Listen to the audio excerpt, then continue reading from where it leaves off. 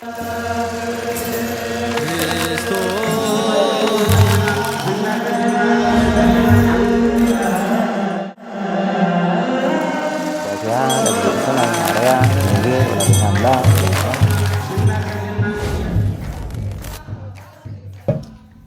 አብ ወወልድ ወመንፈስ ቅዱስ አሐዱ አምላክ አሜን። በስመ አብ ወወልድ ወመንፈስ ቅዱስ አሐዱ አምላክ አሜን። በስመ አብ ወወልድ ወመንፈስ ቅዱስ አሐዱ አምላክ አሜን። ይትባረክ እግዚአብሔር አምላክ አበዊነ ለዘአጽሐነ እስከዛት ሰዓት ወዘሰብሐ ምሕረቱ በላዕልና ኣብ ልዕሌና ምሕረቱ ብዝሒኡ ነሰዓት ዘቆመና መድኃኔ ዓለም ክርስቶስ ክብርን ምስጋናን ኣምልኾ ውዳሴን ንዘለዓለም ንዕኹኖ እመቤታችን ቅድስት ድንግል ማርያም በአማላጅነት አቂባ በቃል ኪዳና ከብኪባ ነሰዓት የጽንሐትና ንዓውን ክብርን ምስጋናን ይብጻሕያ ሕርያን ቅዱሳን መላእክት ነቢያት ሐዋርያት ጻድቃን ሰማዕት እግዚአብሔር ብዘኽበሮም መጠን ክብርን ምስጋናን ይኹኖም። በረከት ረድኤት ናይ ቅዱስ መርቆሬዎስ ናይ አቡነ ሰላማ ከምኡ ድማ ናይ አብነ ሀብተ ማርያም ምስ ኩላትና ህዝበ ክርስቲያን ይኹን። ሕራይ አቤቱ ናይ ሰራዊት ጌታ እግዚአብሔር አምላክና ኃጢአትና ከይረአኻ ነሰዓት ዘቆምካና ንስኻ እሞ ክብርን ምስጋናን አምልኾ ውዳሴን ዘላለም ንዓኻ ይኹን። ዝተረፈ ግዜናን ሰዓትናን ብቅድስና ተመሊና መታን ክንከይድ ኣብ ልዕሊ ሐዋርያት ጸጋ መንፈስ ቅዱስካ ከም ዘውረድካ ኣብ ልዕሌና ድማ ጸጋ መንፈስ ቅዱስካ ውርደልና። ርህርህተ ህልና ቁራሪተ መዓት ሰአሊተ ምሕረት ቅድስት ድንግል ማርያም አዴና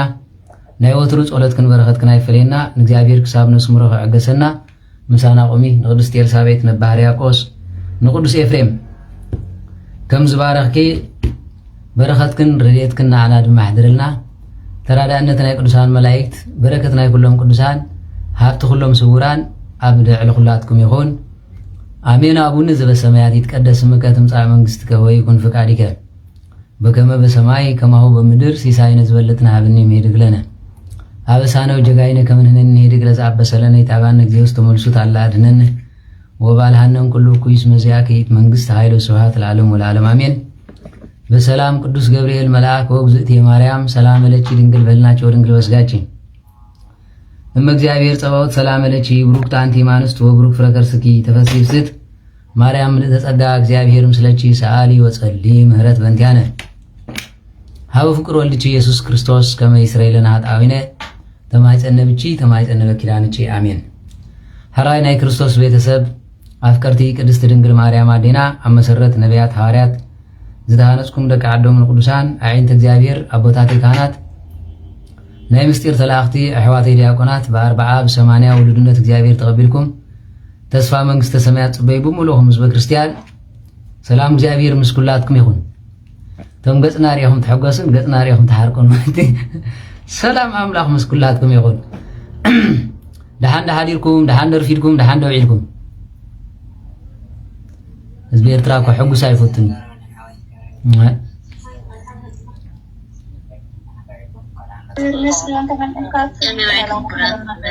እቶም ኩርያት እውን ደሓን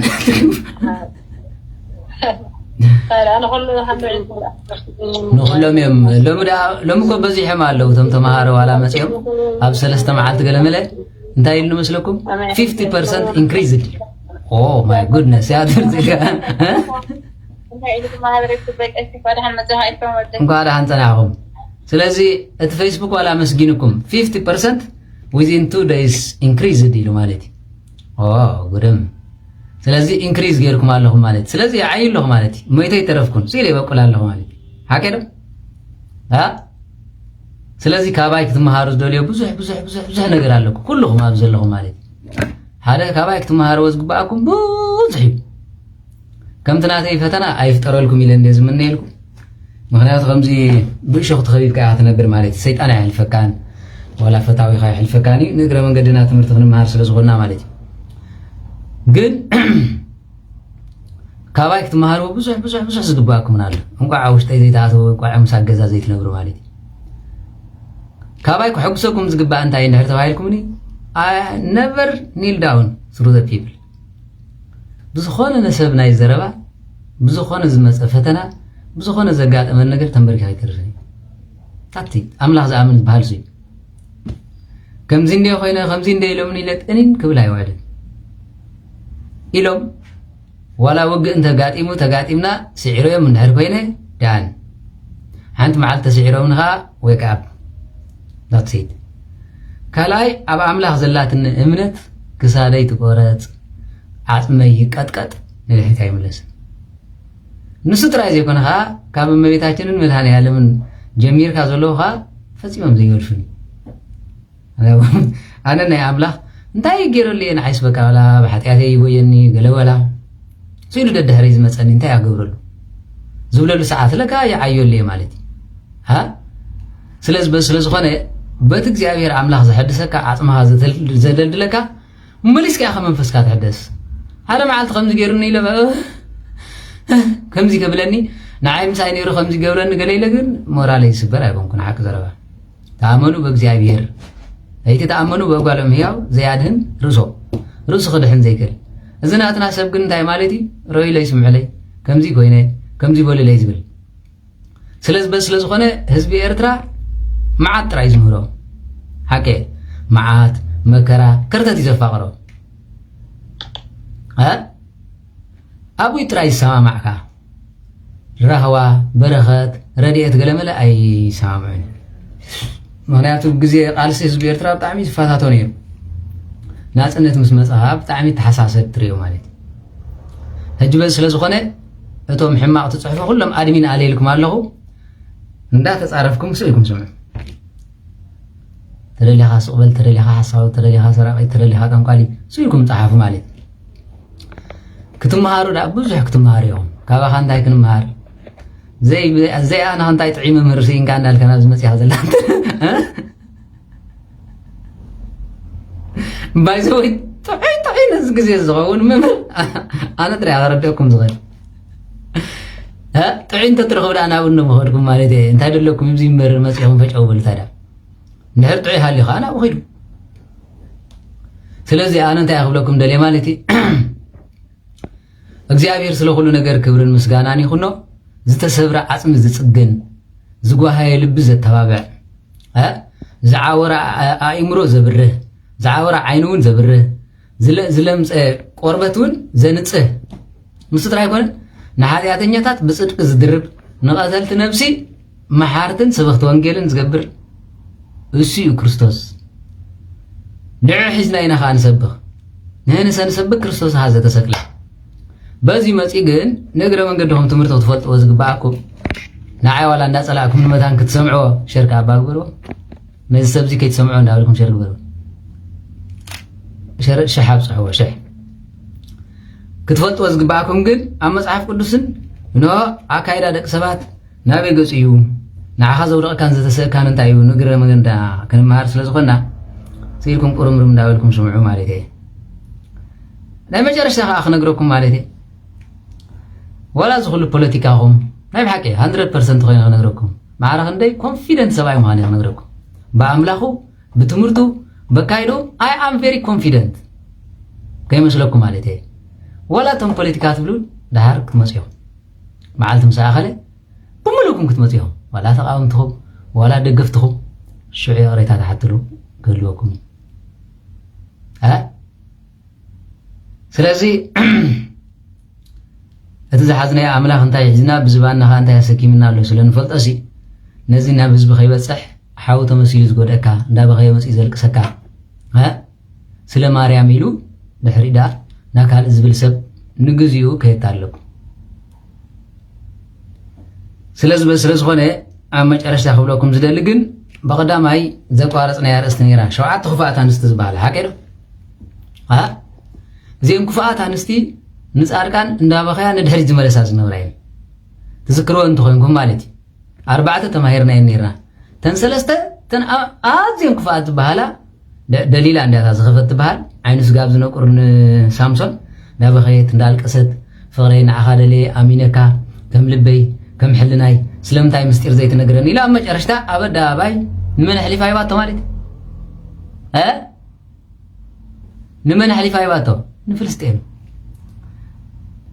አነኳ እግዚአብሔር ይመስገን ማለት ንፍልስጤም አይተደርበው ካብ ቤተ ክርስቲያን ያይዝኸል ግን معات دليل خمس الله كردوكم علو دهريو حنتي عسران سلستن جزء سمات تقيس مصحف قدس بخفاءة أزياء صيافت بهال سبيت الله من مسلكم أزياء خفت خوينا أما مصحف قدس عسران سلستن جزء سمات تقيس والو مكأنينتا كفاءة أزياء بهال هجي نسألكي قدسنا أنت سكم سبات حدا سنة مقبار زي ولهم كهانات كالا أيدما كفاءة ببنياتات أغانن تزحادرنا نستي نقدس الناس مني نقدس مودقيتو ويرما نعو تصفاق تقرص أتدلي نساء سامسون بقرهنو نزخ ركب كلا أجزيابير سقام مجرشا زي قدو فوقن عند فلسطيم غيرو نخلهم تغيط أون كيديو موتاقن مسوهم قبر رايب أنا كم قمي بالله مسوه خارق موت عيدل كم تزنعقو نقوه خبرن دهاب كاموغو سنداو السحكا تملي سمقص ايريوم فتفت سقاب زبلو كقلقلوم يزدل دهرزي عسران سلستن قزي سمات تتقصت إلزابيل تبال نكستيا ريقوم جون زي مارقوس بلزولو مستراي سمات غيزوال منيا إلزابيل إلكم مصحفو أم مصحف قدس عسران سلستن قزي سمات تتقيسلو إلزابيل أبا أملاخو طاوت زنبرة نسار ما طاوت نمسفحفح أبوليتيكا وربحاون واقع زنبرة ها بزي بمقبار نتقدس ودخان زبهال تمرعيا نعو أسحيتا بيت كريستيان قريفو بيت طاوت كم سرح تملي سخانات كم زحرد جيراتو إلزابيل نهزبي سقاب زوج النقوم نبيات كده في لما سقام مسمع ذابي مالد أبتو زمن شعوذ نبرة كلتا آز يوم زتواتسعو كدسان نيروم إلزابيل زهردتا تحادة نتحرقها ساديداتو مالد إلزابيل أزيا ملكعتي كيلت زربا كلات إقالات زنبرة بغلطان بملك عن تتغيما نسيطان محدري ببيتها لما طاوت بمسرح نتي أبيت كريستيان زنبورو قدسان زبهالو من مخالف فريتا نعوم بمبراريا كابز قرمكم أب مصحف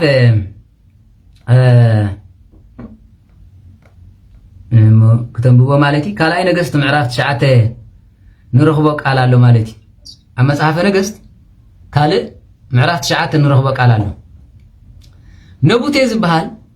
حدا برستبوتاتو ليتن قطرن احلفو زيهب جigna اسرائيلاو نيرو عدبو احلفو زيهب انتاي موان تفلتو جignaي سلازي إلزابيل تتقومتلو ميلا غننتايو اكاب زبهال نغوس نو كاب املخو غديفاتو كاب كهنت زنبره صغو اقنطيطاتو كاو تمليس انت كتغبر كلاندر مسلو بيتاوت كتسرح كلاندر ها وفقر ورازيت كو صدخا يقلت تكايم انا زبلكم انا صدم يبلين تم دياقراتم كانات كنت تنكو احنا تعمل انت زي رانا زي سمعنا انت يلين ها سلازي إلزابيل انت تقبر كلاندريا حدا معلتي اكاب قصو صلميتو حلنا عريبو مسي مالتي نغوس اسرائيل توالكا نغوس ابز خلخاس تاونكا قصكا صوليو نعها فقر زغدل كل قال لك علي نعي حسكان صار صح تدنني يقبك علي إلا كتتابع خلاندري كموت كواي قباني لو حريو سقام موت كبصح كواي قباني انت يا اخوين كازي تماخرني عفيت بيت منغستو سبحت مريت سلاز نبرت زتريو زلخي انو مريت دلين يره نسغون كباني دلين نوبوتي رست بوتاتي كابسب موت يحشني له اب اسرائيل دما حق نيرو سب ايهبن انتيلو ولا نغس مسخ وسدو سلازيكل حق سلازي فقدلو تقطيو نزيب هي كايلات اي اكسبي تحسب كلا او نعلم كل تخفات سبات يمتسوا بخفاء تسخان حزبي زطف بخفاء تسد سبيتي مدري بورا غير عدي اتباله بقدسنا تسخان موتان داتس حمم اندافوس هاجر زطعي بقدسنا تسد سبيت دما نفس وقف نغزا غورازوت باريخان قديسان بروحاتان استخم زول ريات قدر كلت يوم زيوم عبي صغاي زلو كود كخلوا نسيطان يحجزوا كقدس خلوا دما نجابير أملاك يمزخبروا بزين بار لبز فلتت بلا ستخت ولا خلا ناي نوبتي نجر قلنا باي قدفو هيجر ماكم كم جاي لازم أسأت سبيتي شاو نخفات تعطي غلا مالتي نباي قدفو نعم دحريو انتي قبل كلون ريو مالتي سلستنا حاسوت مسخاخر سديدا ماهتم كابو وسيدا انه ننغوس اسرائيل سلازق قاللن سلاز صرفن ريو ناي نستخفات حاسوت تنبر خانات نغويتا خسقلو خلو انتي لمسلو ودا املاخ نفس غيروا انتي كتبلنا تدلي يبلوما تمزب دما وا يبلو نفس سغاي زي بلع دمي زي ستي يبلنالو ود 30 عام زي اكل اسرائيل كمان زي اكل مغبي ازي صلل يسمعوا مسولم تمزبي هو يبلو كما زازون يقولنيم ابتشعو غزي بغبزن امن كما زازون زي يقولوا بقلصهم طراي زحاسبو بعد برهان عليهم قدس باولوس نيرو بلبهم እግዚአብሔር ፍትወት አለውም ፍቅር ለውም ግን ነው አበታትራ ተዛረቦ ዘረባ አይነ ዕብርን በመባል ምንም ከመርመሩ ደንጎላ በመሐዝ ነው ወይታ በመስቃል ደንጎላ በመሐዝ ነው ቤተ ክርስቲያን በመስዳድ ዘኸለው ሄይ መንሰይ this is the time of innovation አዙ ትሪዮ ዘለኹም ዘመን እንኳን ኮይኑ ተሪፉ ንሳትኩም መልሰያት ከተነቅሕሉ ዝግባአኩም መንግስት ዘዝበሎ ወወ ታሃደ ዘዝበሎ ወወ تأثير تيركوا نسحقوا دحر 10 عامات مس بلي مس ارغت ممر امچرشتا ازي جاي نورن تبل كاب سلطان مستغحفه كدع نير تبل امچرشتا حق زفلط سب مس مصه اتاليلو منا تبل كاب نغو خامرمر بيجن زمصكم ولا نسخون اختفردو خلكم مرميركم كيلو تاكسي نعي فلط الليل انت تزاربكم نتحدي فلط الليل انت تزاربكم تايتركم الله أما جرش أمبار سلست حصوت مسخاخر غيره ننقص إسرائيل زصرفه نأملاخ كم زصرفه يتاستحقروا مكاننتكم ممهرانكم من ويدما نو نغستاتكم ايتقالوا لزبل سلاز نبره نزي بمقلال نو أقدم خلص غبري نزي تريو زلوهم كابدار بأمن يموت إلى دبدابة صحيفة مهتم غيره كيدا مالتي أما جرشا بدا بيان بيبو نسخاتكم كمسخاخر ديكم كبلون كله هو كومنت خونكم دامو دار بأمن يموت إلى ما يتمالتي هاجر ماكم عو سبعة النادي نساقن تايلاتو مقبقى مبلع ناي نوبتاني قرقن هنجي تسمعها نسخة لمين كايو أبي كالو بناس أخطوص لي حيلات انت ما يتقن من يزور سنة يرجعوا مسلوكم መንግስት ስለዝነበረ ንዓው ሲልዋ ማለት ሓደ እዛ አኪት ሰበይቲ አቤት መንግስት ስለዝመጻት ዝገበረተ እዚ ድሕሪ ወፂኡ ዓገብ ዝብላ ሰብ ነቢ ኤልያስ እዩ እንዳይልዋ ማለት ንኖብቴ ደሙ ከም ዘፍሰስኪ አኽላባት ከም ዝለሓስዎ አካብ ነዚ ዝገበርካዮ ናትካ ድማ አኽላባት ክልሕስኻ ይብል ቃል ነቢ ሓልፍኒ እግዚአብሔር አምላክ ኤልያስ መስል በዘመን የተሰልና لكع كم يقول كله ما تيوم وقع بصخر اللقزة قدنو ويبل أولا كنت مصحف عم بقول نقولكم إيه مسوا قوة تقعد أجيدو دو بليل أبا هلو دما أكابس ويلو ميتو أخلابات مسيوم لحس ويبل نعاوني الوا كم تيك نصوه إسرائيل وقتل كيم دم زفسسكي نو دم كدما مقابر كبكاير كبنيلو أبزيلو مقابرة كمان يبهال الكني إلوا كيدو إلياس زيلو زنبز الليلة نو شمون تميت عتن تتعوت 400 حضورات 400 خا تنكاس عاستنا قبرت نقولو أبالي عتو تعوت عملي خاتو من حزبي هذا بيني إلياس ترفض ما تسديدو وشت برخا بعد تزولو نيرو قدوف نزم تسددو خانات كم زتبلو مسكن عنا مستمرتهم كلو كواص لهم كبهال كلو نتحسب عقب كتب له الله نسخة يبل دحنا لنا كوبز ميديا تراجي كونسي سقاف تعدنا نرقصة بحسا لنا من جقنا من وخاريا بحسا نرينا من توهدو من حسا بحسا نرينا فغرا خويني ترفني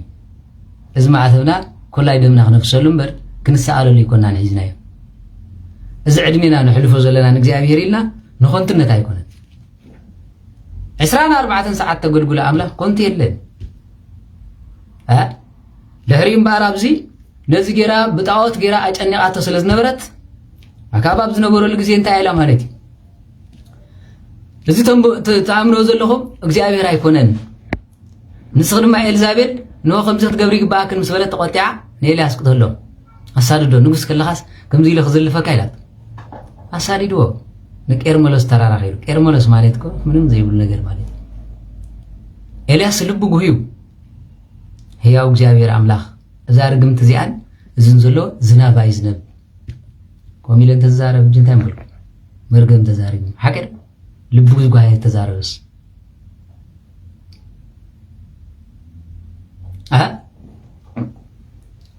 هي أوجابير بأملاخ إلى اللخمة زناب نفسي ما يزنب سعرونا يقول أملاخ مسمن كم زول خاب عزيز فلتي كيدو كرملس ترى خوفي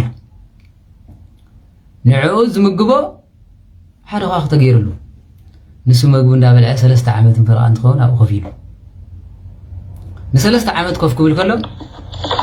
نتو مزبن هالقو بطميت عمار داودهم مسكده እቶ ማውሽት በዓታት ኮይኖም ዝበኸይን ዘልቁስን ዝነበረ እግዚአብሔር ካ በህዝብ ይሐልይሞ ንኤልያስ በሓንቲ ነገር ፈቲን ወይ ሰማይን ምድርን ክትሐልፍ ስልጣን ተሃበካኮ አግባብ ተዘይተጠቂምካለ ዋጋ ኮይብል ነቲ ዝኾነን ካይን ዘመኑን መሊስካ እንድሕር ዘይተሰብከሉ በሉ ዝናብ ኣይዘንበኩም ይንሂጅውን አምላኽ ተሊኩም አዝኑ ቢልካ አትሰብኽ ይባምር አባዓትኻ ኮፊልካ እንድሕር ትበልዕ ሓሊኻኮ ደሳይ ብሎ እግዚአብሔር ሩህሩሂሞ ብጣዖት ንዘምልኹ ህዝቢ ቶታል ጥፉ ይበሎምን كملسهم سلز دليل إلياس نسخات عمنا بلعكا حزب يجن طفالو إلياس قال نقال يكون انزارو بمنفس نزردو انت يبل يتقصص على عرقاو بكر مسب نعابي بعد ما نزول سكان نعرقاون أكر مسبا يتقصصو ويدما ايتصرفو انت يدا ايصبق الكان بولمو وشطو مريبل نحر دا أخو ميلكا يقل أرقاو إمو نسون توهابو عدمة تقيمو خبلك آخرين من مسقها لها ولادي كبلك آخرين بتسعيد سلس بس خونه قل عبتو شعو قزي إلياس بتأميت مسمارو تومن عملاق زملو بزيابير تايدا غيرنا كان تاي بديلنا كارينا كندزي تقصعنا زبلو لو باتون بزيابير عملاق صفتهم بعتهم كوينو مسألي لو نتوحدو من يمبرالو أنا نسخم مسلكم فقد بعتم قدا قدوم كينو نعين نعاهم ناب نسحان خنبلس نخانا تابوتاتنا حمم كفوسو دوي كنصو ندياقونات بنصنهم كخدو ليتن قطرن زين فطام غدوم ملائكتي بسبور زصليب الاف قدسان አለው ምናቶም ጸሎቲና ቆይና ነበር ማንንም ሰብ ንፍዕ ስለዝኾነ ይኮነን ኣብዚ ክትዛረበ ከለኹም ጳውሎስ ዮሐንስ አፈወርቅ እንዳበልኩም ንሰማይ ትስመይዎ ዮሐንስም ጳውሎስም ከሆን ዝኸ ይብልናል ብናቶም ተባዓት ዝኸ ይብልናል ሓንቲ መዓልቲ ኳዚ አጋጢም እንተዝበሃል ነይሩ እዚ እስራኤላውያን ሓደ ጊዜ ንጎይታ ሰቂሉ ስለዝነበረ ብርሃን ዓለም ቅዱስ ጳውሎስ አካባቢ ኢየሩሳሌም ክሰብኽ ምስ ጀመረ ስብከቱ ደስ ይልዎም እንታይ ኢሎም ይሳቂዎ ነይሮም ትፈልጥ ንስኻ ሰቀልካ ጎይታ ዝተመሊስካ አምላኽ ኢልካ ተእምነና ኢሉ አምላኽ እንተዘይከውን ነይሩ መሓር እንተዘይከውን ነይሩ ምሕረቱ በአያ ይጀመረኒ أملاخ محاري أخبر كله رومي بتوم بوت خليه معرف شلة سلوك محرته بأي سلس جمري أنا محرت تغير لي أمبر كم سماء وريدس أدم فينكم كن زارب حكنا ها مسك جاي بيرك تباس تقول سلس بس سلس خونه بمحرت أملاخ زآمن بأولس قد بتي إنه سيف زمسل لسانه غيره ناقان أنت نداتر ترى نلبونا ندارتعه نمنافست እንዳገሰጸ ንዑ ውሽጥ ዝኸሶ መንፈስ አለኩ እንታይ ኢሉ ማለት አነ ሀብነ ገደቢን ያሜ ካብ ዘርኢ ሰናይ ነገር ከም ዘይብለ ይፍለጥ ከይዕበ ኳን ዓዝ ወገን መንፈስ ተዋሃበኒ ኢሉ ኮጸለይ ሰለስተ ጊዜ ጸለኹ ኢሉ ከይዕበ ግን ኢሉ ኣብዚ ሁሉ ዝዛረብ ዘሎ ኣብ ቀሽ ተነስሕ ሕሚም ቅዳሴ ዛቱ ሓቂድ ምክንያቱ ብስጎም نخنا زيود أنت زيجورو سبقول كاب حتى يودون دياقونكم تنسيحكم يوم تقربوا كلهم حكينا نقرب كلاتنا من كهوسيغل ንእግዚአብሔር ግን ተመስግኖ እንታይ ኣበይ ነርካ እንታይ ጌርካ ከይበለ እታ ዝኸበረት ስጉን ደሙን ምስ ደምካን ምስ ስጋኻን ኣዋሂዱ ተመሊሱ ከም ወዲ 40 ከም ወዲ 80 ብንስሓ ሓፂቡ ንቓላቱ እንደገና ኣብ ልብኻ ሰኺዑ ኪድ ከምቲ ዝተሳካዮ ዘተባብዕካ ኺዳ ተባብዕ ዝብል ኣምላኽ ምዃኑ እዩ ዝገርም ምስ ወዳእኩም ብኡ ጌርኩም ሕልናኹም ኣይዕረጉም ናይ ሰማይ ኣበለኩም ኣብ ግዜ ውድቀትኩም መፂ ዝሓቁፍ ኣብ ጭቃ እንትኸድኩም ፅሩይ ማይ ዘንፅህ ተስፋ እንትቆረፅኩም ከም እንሆ መሊሱ ዘለምልም ኣንጉዕካ ከይተረፈ ዘተባብዕ ማለት እዩ እምበር ምስ ህዝቢ ኤርትራ ዳ ክትምህር ኣይኮነን ካልኣይ መዓልትስ መግቢ ክትበልዕ ትኽእል እያ ሓደ ዓውና መፂስ ከመይ ጌርካ ምሸት ትምህር ዝናፀረፍካ ኢል በቀደሙ ካብ ኤርትራስ ምርቃማ ስለሚድና ባጉበል ብንቁርበል መልሓስካ ኣብ እግርኻ ረገፃ እንዳለ ነይሩ እንታይ ደ ነይርኩም ኤርትራ እንታይ እሞ ነይሩ እንታይ ዕቢና ዋ በርቃ ሓጋይ በርቆካ ዝናለ ነይሩ ቀደም ማለት በዚ ምስከርካ ኣብ ዓይነት ኣይታ ክዱዲ ኣመርዓኻ ተፈጋእ ብላማ ተማሰብ ጎለመለ እንዳለ ዘረቡ እንታይ እሞ ኤርትራ ስታይ ጥዕም ነይሩ ወይ ንፅብቕ ትጓልኳ ይድፋ እያ ክንደይ ፅብቕ እያ እንታ ትነቐል ከመይ ዝበለት እያ እንታ እዚ ደማለሲ ኣብዚ ልሳና ዝተቐመጠስ ዲያብሎስ እምበር ፀጋ መንፈስ ቅዱስ ኣይነበረን ስለዚ ብድሕሪኻን እንሆ ብእምሮኻን መንፈስ ቅዱስ ተሰሪፁካ ግን ብድድ ኢልካ እንተተስኢካ ናይ ትማሊ ውድቀትካ ዘይኮነስ ንሎሚ ሙት ዘተስእ ፀጋ እዩ ዝበካ እግዚኣብሔር ዕፅምቲ ዘለምልም ፀጋ እዩ ዝበካ እግዚኣብሔር ኣቦይ ናባኻ መፅእ ኣለኹሞ እንተኢሉ ከምቲ ኣብ ወንጌለ ሉቃስ ንረኽቦ ዝወደይ ጠፊኡ ነይሩ መፅኡ ወዲቑ ነይሩ ተስኡ ሞይቱ ነይሩ ተስኡ ስለዚ ንዝባኑ ካባ ንርእሱ ኣኽሊል ንእግሩ ጫማ ነይዱ ድማ ቀለቤት ግበርሉ ዝብል ኣቦይ ዘለና መብዛሕትኡ ሰብ ቤተ ክርስቲያን ኣይገኝ ታንካ ኣብ ዘለኻ ኣብ ዘሎ ስጋ ወልድ እግዚኣብሔር ክታይ ጌርካ እሞ በቀሽ ከም ዝገብረሉ ሰብ ጌጋ ጌርኩም በለው ጌጋ ጌርካ እንደ ማነስሕምካ በሉኒ ጌጋ ጌርኩም በሉኒ ቅሬት ሓትት መን ደሎ ንጹህ ኮይኑ ዘገልገለ ሃዋርያት ሳይንፈልጠካ እንደ ይበልዎ ትፈልጡን እምበር እንታይ ኮይንኩም ምስ በሎም ግን ኣብ መጨረሻ ሓቂ ሃይሎም መስቀል ሒዞም ከይዶም እምበር ቅዱስ ቁርባን በሊዖም እንዳሎም 3 ሰዓት ካ ዘይፀንሑ ዕለተ ሓሙስ በሊዖም ንለይቲ ናብ ዓርቢ ተወጊሕካ ክሒዶም ንሱ ግን ምሕረቱ ዘይውዳእ ኪዳኑ ሰፊሕ ስለ ዝኾነ ናብኡ ቅርብ ኢሉ መሊስ ተባቢዕዎም እንደገና ካብ ጥብርያዶስ ፅንሑን ኢልዎም ሓይሊ ስጋ ትረኽቡ ካብ ኣርያም እንታይ ካብ ፅዮን ኣይትውፅእ ክብሎም ከለካ ወፂኦም ናብ ዓሳ ምግፋፍ ከመይ ሓዲርኩም ኣይንፈልጠካ ድሕሪ ግን እንደገና ቁሪቦም ድሕሪኡ ኣእምሮም ተኸፍተ ይብል ዝፈልጥዎ ዝነበሩ በዓል ሉቃስ ዝወንጌል ፅሒፍሉ ዘሎ ቅልዮጳ ዝበሃል ሃዋርያ ንሪኢኹም ኣለኹ ጎይታ ምስ ተሰቐለ ቀቢፀሞ እዚኣሞ ረማይ ካብቶም ዝመትኡ ማለት ኢሎም ንዓዶም ከይዶም ደማስቆ ኣብ መንጎ ግን ጎይታ መፅእ ኢሉ ድምር በሎም ኣብ ውድቀትኩም እግዚኣብሔር ኣምላኽ ዘተስኣለኩም ኣጀኹም ሰብ ከምዚ ኢልና ኢልኩም ቅስምኹም ኣይትሰበሩ ብፍላይ ክተገልግሉ ከለኹም ዲያቆናት ካህናት ኮይንኩም ዋላ ክህነት ተሰይሩ እንተኢልኩም እዚ ክብለኒ ዋ ሰብ እንዳልካ ኮይንካ እግዚኣብሔር ከዓ ኣዕፅምቲ ዘለምልም ፀጋ ኸብካ ብድድ በል ብናቶም ሞራል ኣይትሰበር ንዓይ ዝፈጠረኒ መልክዕ ወዲ ገይሩ ዘምፀኒ እግዚኣብሔር እምበር ሰብ ኣይኮነን ኣቦይና ኣደይን ኳሲ ነታ ስጋዊ ፍትወቶም ክገብሩ ዳ እምበር ፈጣርነትስ ናይ ኣምላኽ እያ ኩሉ ዝተራኸበ ይወልድ ማለት ኣይኮነን ክንደይ መኻናት ኣለዉ ኩሉ ዝተወልደ ግን ብመንፈስ እግዚኣብሔር እዩ ብፍቓድ እግዚኣብሔር እዩ ተጋጊ እንተዝወድቕ ግን እታ ናይ ዘርኢ ምቕፃል ፍቓድ እግዚኣብሔር እያ ነታ ጌጋ ትትካእ ግን ንስሓ እያ ነቲ ውላድ ትባርኾ ግን ጥምቀት እያ በዚ እንተኾንኩም ትዛረቡ ማለት እዩ ስለዚ እግዚኣብሔር ክብርን ምስጋናን ይኹን ነው ቀፂሉ ተመልከቱ በዚ ክንብል እንከለና እምበኣር ንኩሉ ኣተባቢዑ ዚ ደረጃ ዘብፅሕ መንፈስ ኣምላኽ እንድሕር ኮይኑ ሓንሳእ እንድሕር ናብ እግዚኣብሔር ኢድካ ተማሊልካ ሓንሳብ እግሪ በይቀሽ ኸድካ ተተነስሒካ ብኣኻ ፀባፀብ ኣምላኽ ኢድ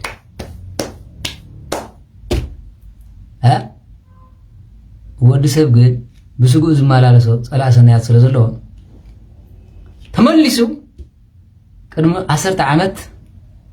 ኣብዚ እንድሕር በሰላ ሃልያ صاحب يا خازي جيركاني لمقيا ما يترفن كل سباق وانجيل نماريا مقدلاك شوعاتا قانن توسيو أنا نابزي زب صحيح يبلما قن نماريا مقدلاك بقدسنا بسؤولتا زمحسن سبايتري بيت كريستيان صرح الله سبايتري أبزي رسالي مسمسهم شوعاتا خليل تغيروا أما ما أتمو لسبايتا قاننت تملكتو نتم شوعاتا قاننت مسرحاقتو شوعاتا خليل يتقبلان أبزي بيت كريستيان نام مقدلاك تبهالالو مسكر كمان فسك حدث زول مالتي سلازي مورالكم ما يتسبروا قسمكم ما يسبر امنوا به وامنوا بابي اباي امنوا ابابيون امنوا قتلو ناب إلزابيل كنملس كلنا إلياس نزي مسبله እግዚአብሔር ክምህሮ ጥሜቱ እንታይ ከፍልጦ ስለዝደለ ነትኻ ኻየምጽን ዓቕሉ ጸይቦ ናብ ምድሪ ወሪዱ ናብ ሰብ ዘለዎ ኸይዱ سناماويت سبيتن ولا الحق أدي النبي ناس يبلوا أتحفتي زبلا عقل يبلكن يلوا أبزبين إلياس زبلا للي هايلات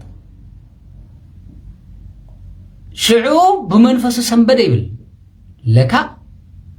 إلياس يخمز جيرنا تباهيلو بإግዚአብሔር حتى تعالوا غير هي وإግዚአብሔር يبلك له نسات زبلا تقنت يمل أبزبين إلياس هم يلن نلوم مع أنت تخونا جن قرب ما صار زيتي قرب كأخل اللوانا نعين مسؤول عنا جن كنك أبسينا هي وعمل خبلك له قديم كنا عين مقبر لي دهريو الزن حارج كن الزن زيت خن كابخ عيت أفانين هاي قرمكم أتبرخت بزنا بزت تصبيوه أتزيت بجزاخ فلفل أتي حارج بأخلق بقول تصبيوه بحانت ليتي نوكم في الحزة حزو حمد فلفل خادر لك عنعو غيرها تقربوا ولا غلا ناب زيتا تكير كلا مليو ما تحازل لك وسخي دهريو جن شما قلتات ناب إلياس يمصو مالتي دست بلن زي الله مالتي أزيا دست بلن أب كريستنا أب مسلمنا أب بروتستانت أب تحدثو كتقبر زقبا مالتي ولا خانات بأمنتهم كم كحلاز زقبا منفس إلياس تبحاليها مبار أكاب انتهي مالتي حزبنا خابز ودا أنا أملاح من مخانو يتارا له أملاح أبو قريفنا إلزابيل زمن الله زلو مبار كس أملاح انت ليكم كينو نسخاتكم مسوات تقربوا أنا خا مسوات يقرب مسوات تتقبلوا له دما نجزاوير أملاح نملخ أتم حسوت دما يقتلوا حدا نشوم انت ميت خانات نشحت حزبي أي منفس إلياس كل لغاتكم لا إلياس منفس يحضر لكم أزز بال تمكاتي توهادو قبل بهم يحضر سيلك أمس أبليكا قدس قدس أبليكا تراي زي كونسي سبخ أبليكا مبيتاچن تمالد يا زي كونس بمبيتاچن ونكت مكاحي قباكاي برهان علم قدس باولوس انتاين مالك نو بزيكا مسقل قويتاين مدحانين يس كريستوس تمكاتي زبلا خباير حاقي بمسقل غير موت يتسق بمسقل غير يبارخ بمسقل غير صبل يفلفلين يرو لما قلنا مسكلا يدلن كريستوس تراي زدلي توك تاوت حزي مكاح نيرو تاوت مستعوت انتاي ركبالو يبو سيل قدس على حزي خيد نيرو فقر سلز نبرو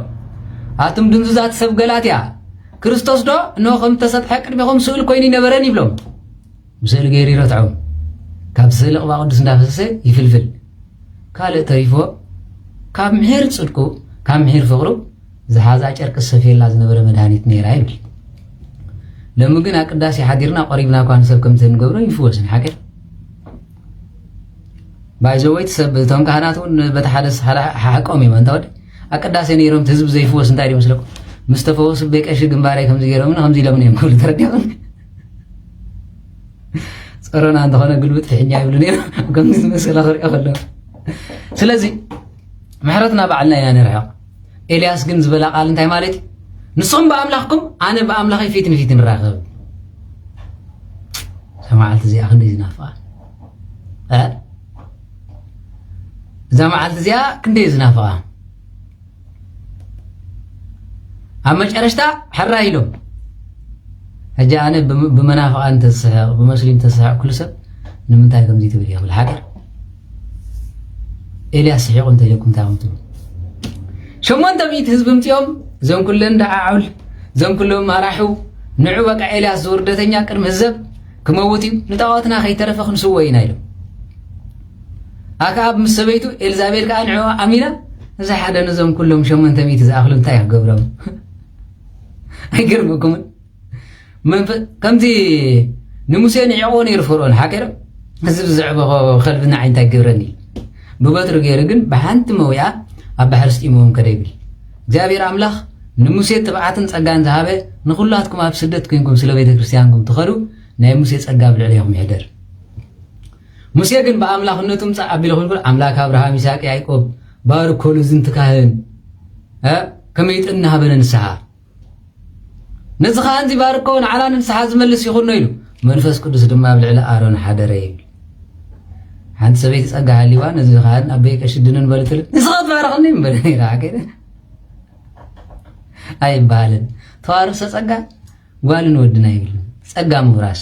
አገልግሎት ግን ካህን አለው ወድ ዝዋሃብ አለው ጓል ዝዋሃብ አለው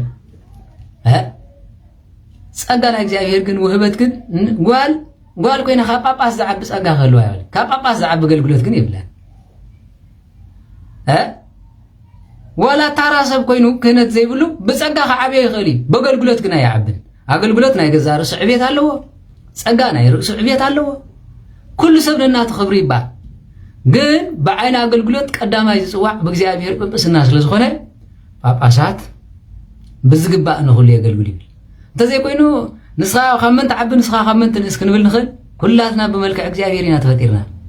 ወሃብን ከላእን ካንስዩ አልቦ ተባይት ወአልባ አንስት በቅድመ እግዚአብሔር አቅድመ እግዚአብሔር ንስኻ ወዲ ንስኻ ጓሊሉ ጸጎ ዝነፈገሉ ፍጡር የለና ባዓለም ولا تزلمو تولده كابت بعت زلو بحتاوي كعبي خدي بصقا بغلغلت ግን كعبي خدي بقدمنا بس تقالص ግን بتغادلو كعبي خدي እቲ بتغادلو እዚ ድማ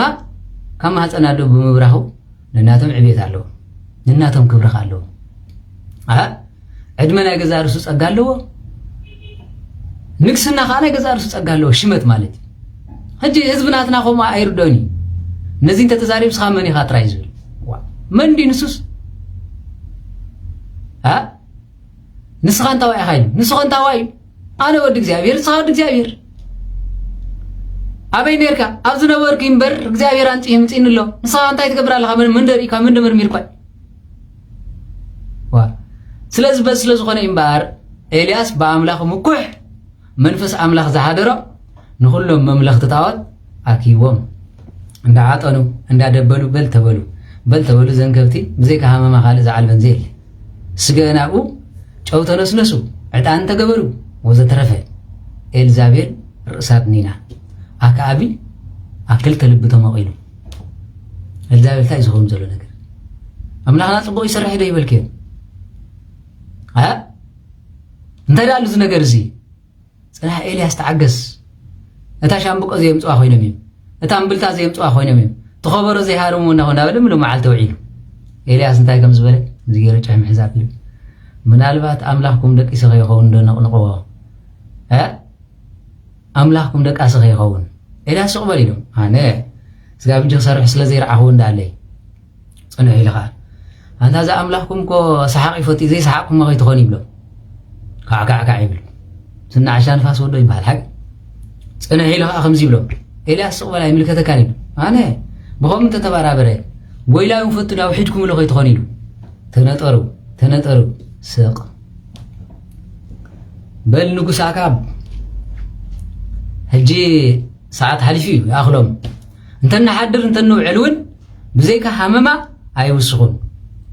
ኤልዛቤል ከመባል ኤልዘብል መባል ሸሚሩ ኤልዘብል ማለት በቋንቋ ዕብራይስጥ ናይ ጎሓፍ አምላኽ ማለት ኤልዘቤል ማለት ድማ ቤል ዝበሃል አምላኽ ዘምልኽ ማለት ኤልዛቤት ዝብላኻ ናይ አምላኽ ቤት ማለት ሰለስተ ይፈላለዩም ብለጥዎ ዳሪስም አጠሚዕኩም ከይትገርፎ አምጻ ቢሉ እንታይ ገብር ከሎ ንሪዮ ማለት ኤልዛቤል ስነን ሐርቀመት ያገብር ኤልያስ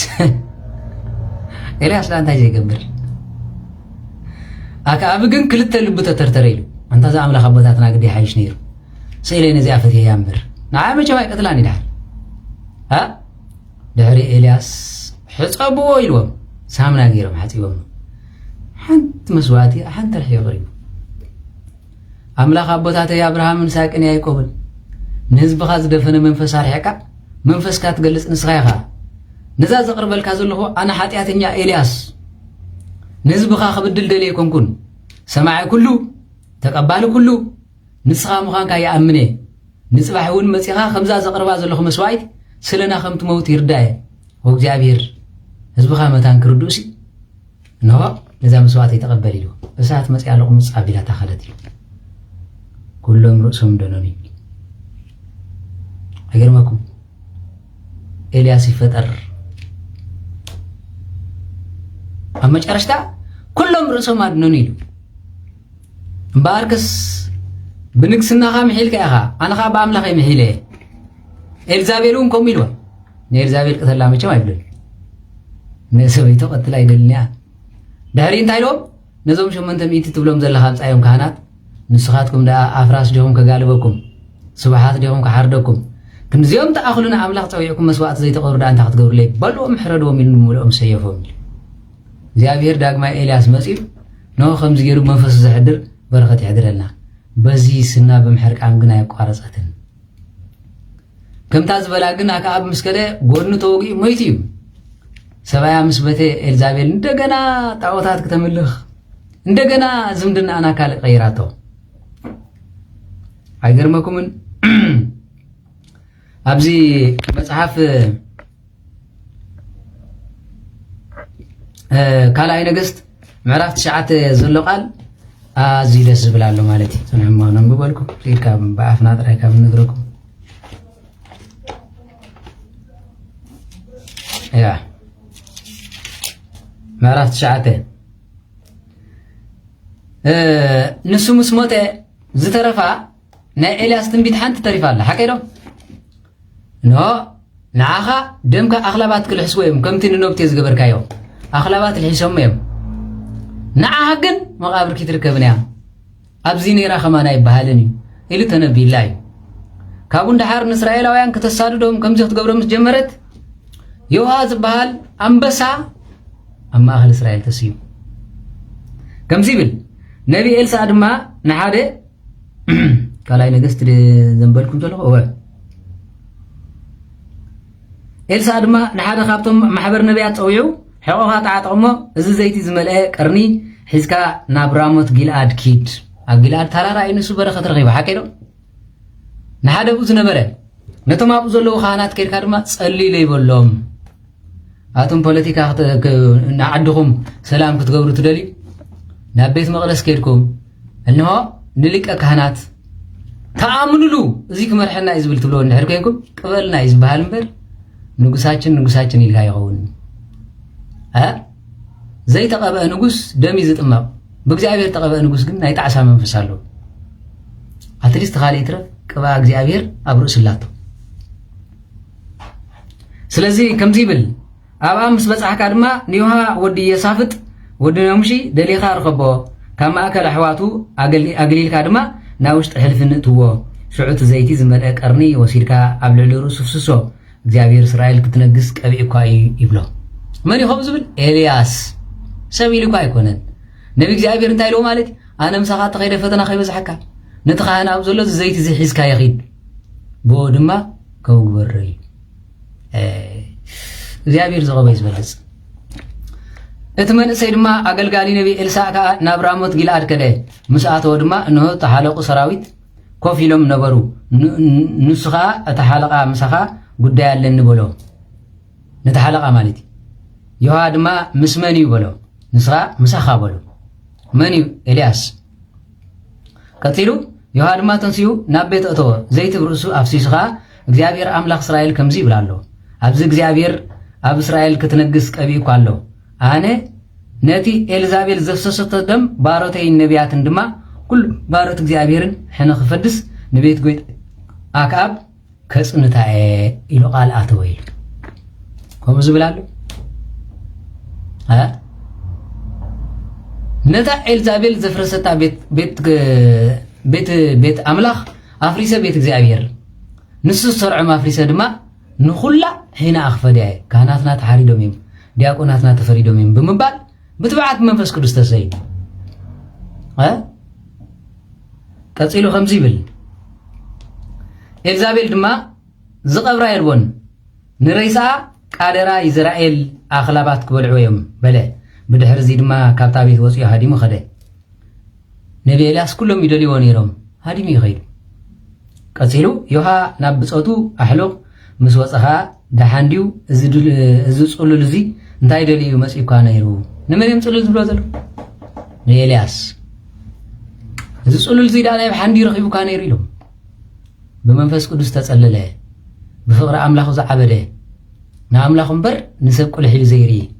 ብምሕረት ኣምላኽ ዝኣምን ደመና ዝለጉም ዝናባት ዝዓፁ ንመሬት ብቋያ ከም ዘይተብቁል ዝገብራ ኤልያስ ብዝተዛረቦ ቃል ዘይቲ ብምፍሳስ ብዝተዛረቦ ሓርጭ ብምብርካት ንህዝቡ በረከት ንጣዖታቱ ድማ ብእምነቱ ዝድምስስ ካብ ሰማያት እግዚአብሔር ሰሚዕዎ መስዋዕት ዝቕበል ኤልያስ ጽሉል እዩ ኣፍና እንተ ጥርፍ ክንደይ ይመስለኩም ብድዕ ኤርትራውያን ዳ ከይኮኑ ነይሩ ኤልያስ ወዲ ጫዓ ተመልከቱ ዮሃ ድማ እዚ ሰብኣይ እዝን ነቲ ዝበሎ ዘረባን ንስኻትኩም ትፈልጥዎ ኢኹም በሎ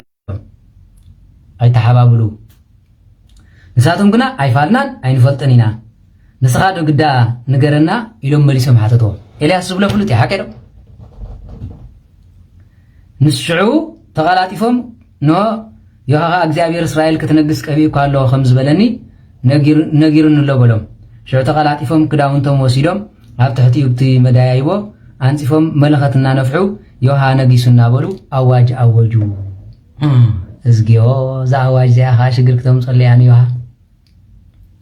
ኤልዛቤል ንግስቲ ኢላ ኣብ ወንበር ተቐሚጣ እንዳሃለወት ከላ ዮሃ ነጊሱ መለኸት ሒዙ መፂኡ ነጊሰ ተቐቢአ ብዝንሄለኩም ምስ ዘይተኢሉ ርእሱ ሓፍ ኣቢሉ ምስ ረኣዮም ዮሃ ነጊሱ ምስ በሎም እቶም ህዝቢ እንታይ ተስምዑና ኣለኹም ኤልዛቤል ብንዕቀት ተስያ እግዚአብሔር ከም ዘምገሶ ትፈልጥ እያ ብኸመይ ዳሕር ክንርኢ ኢና ድሕሪኡ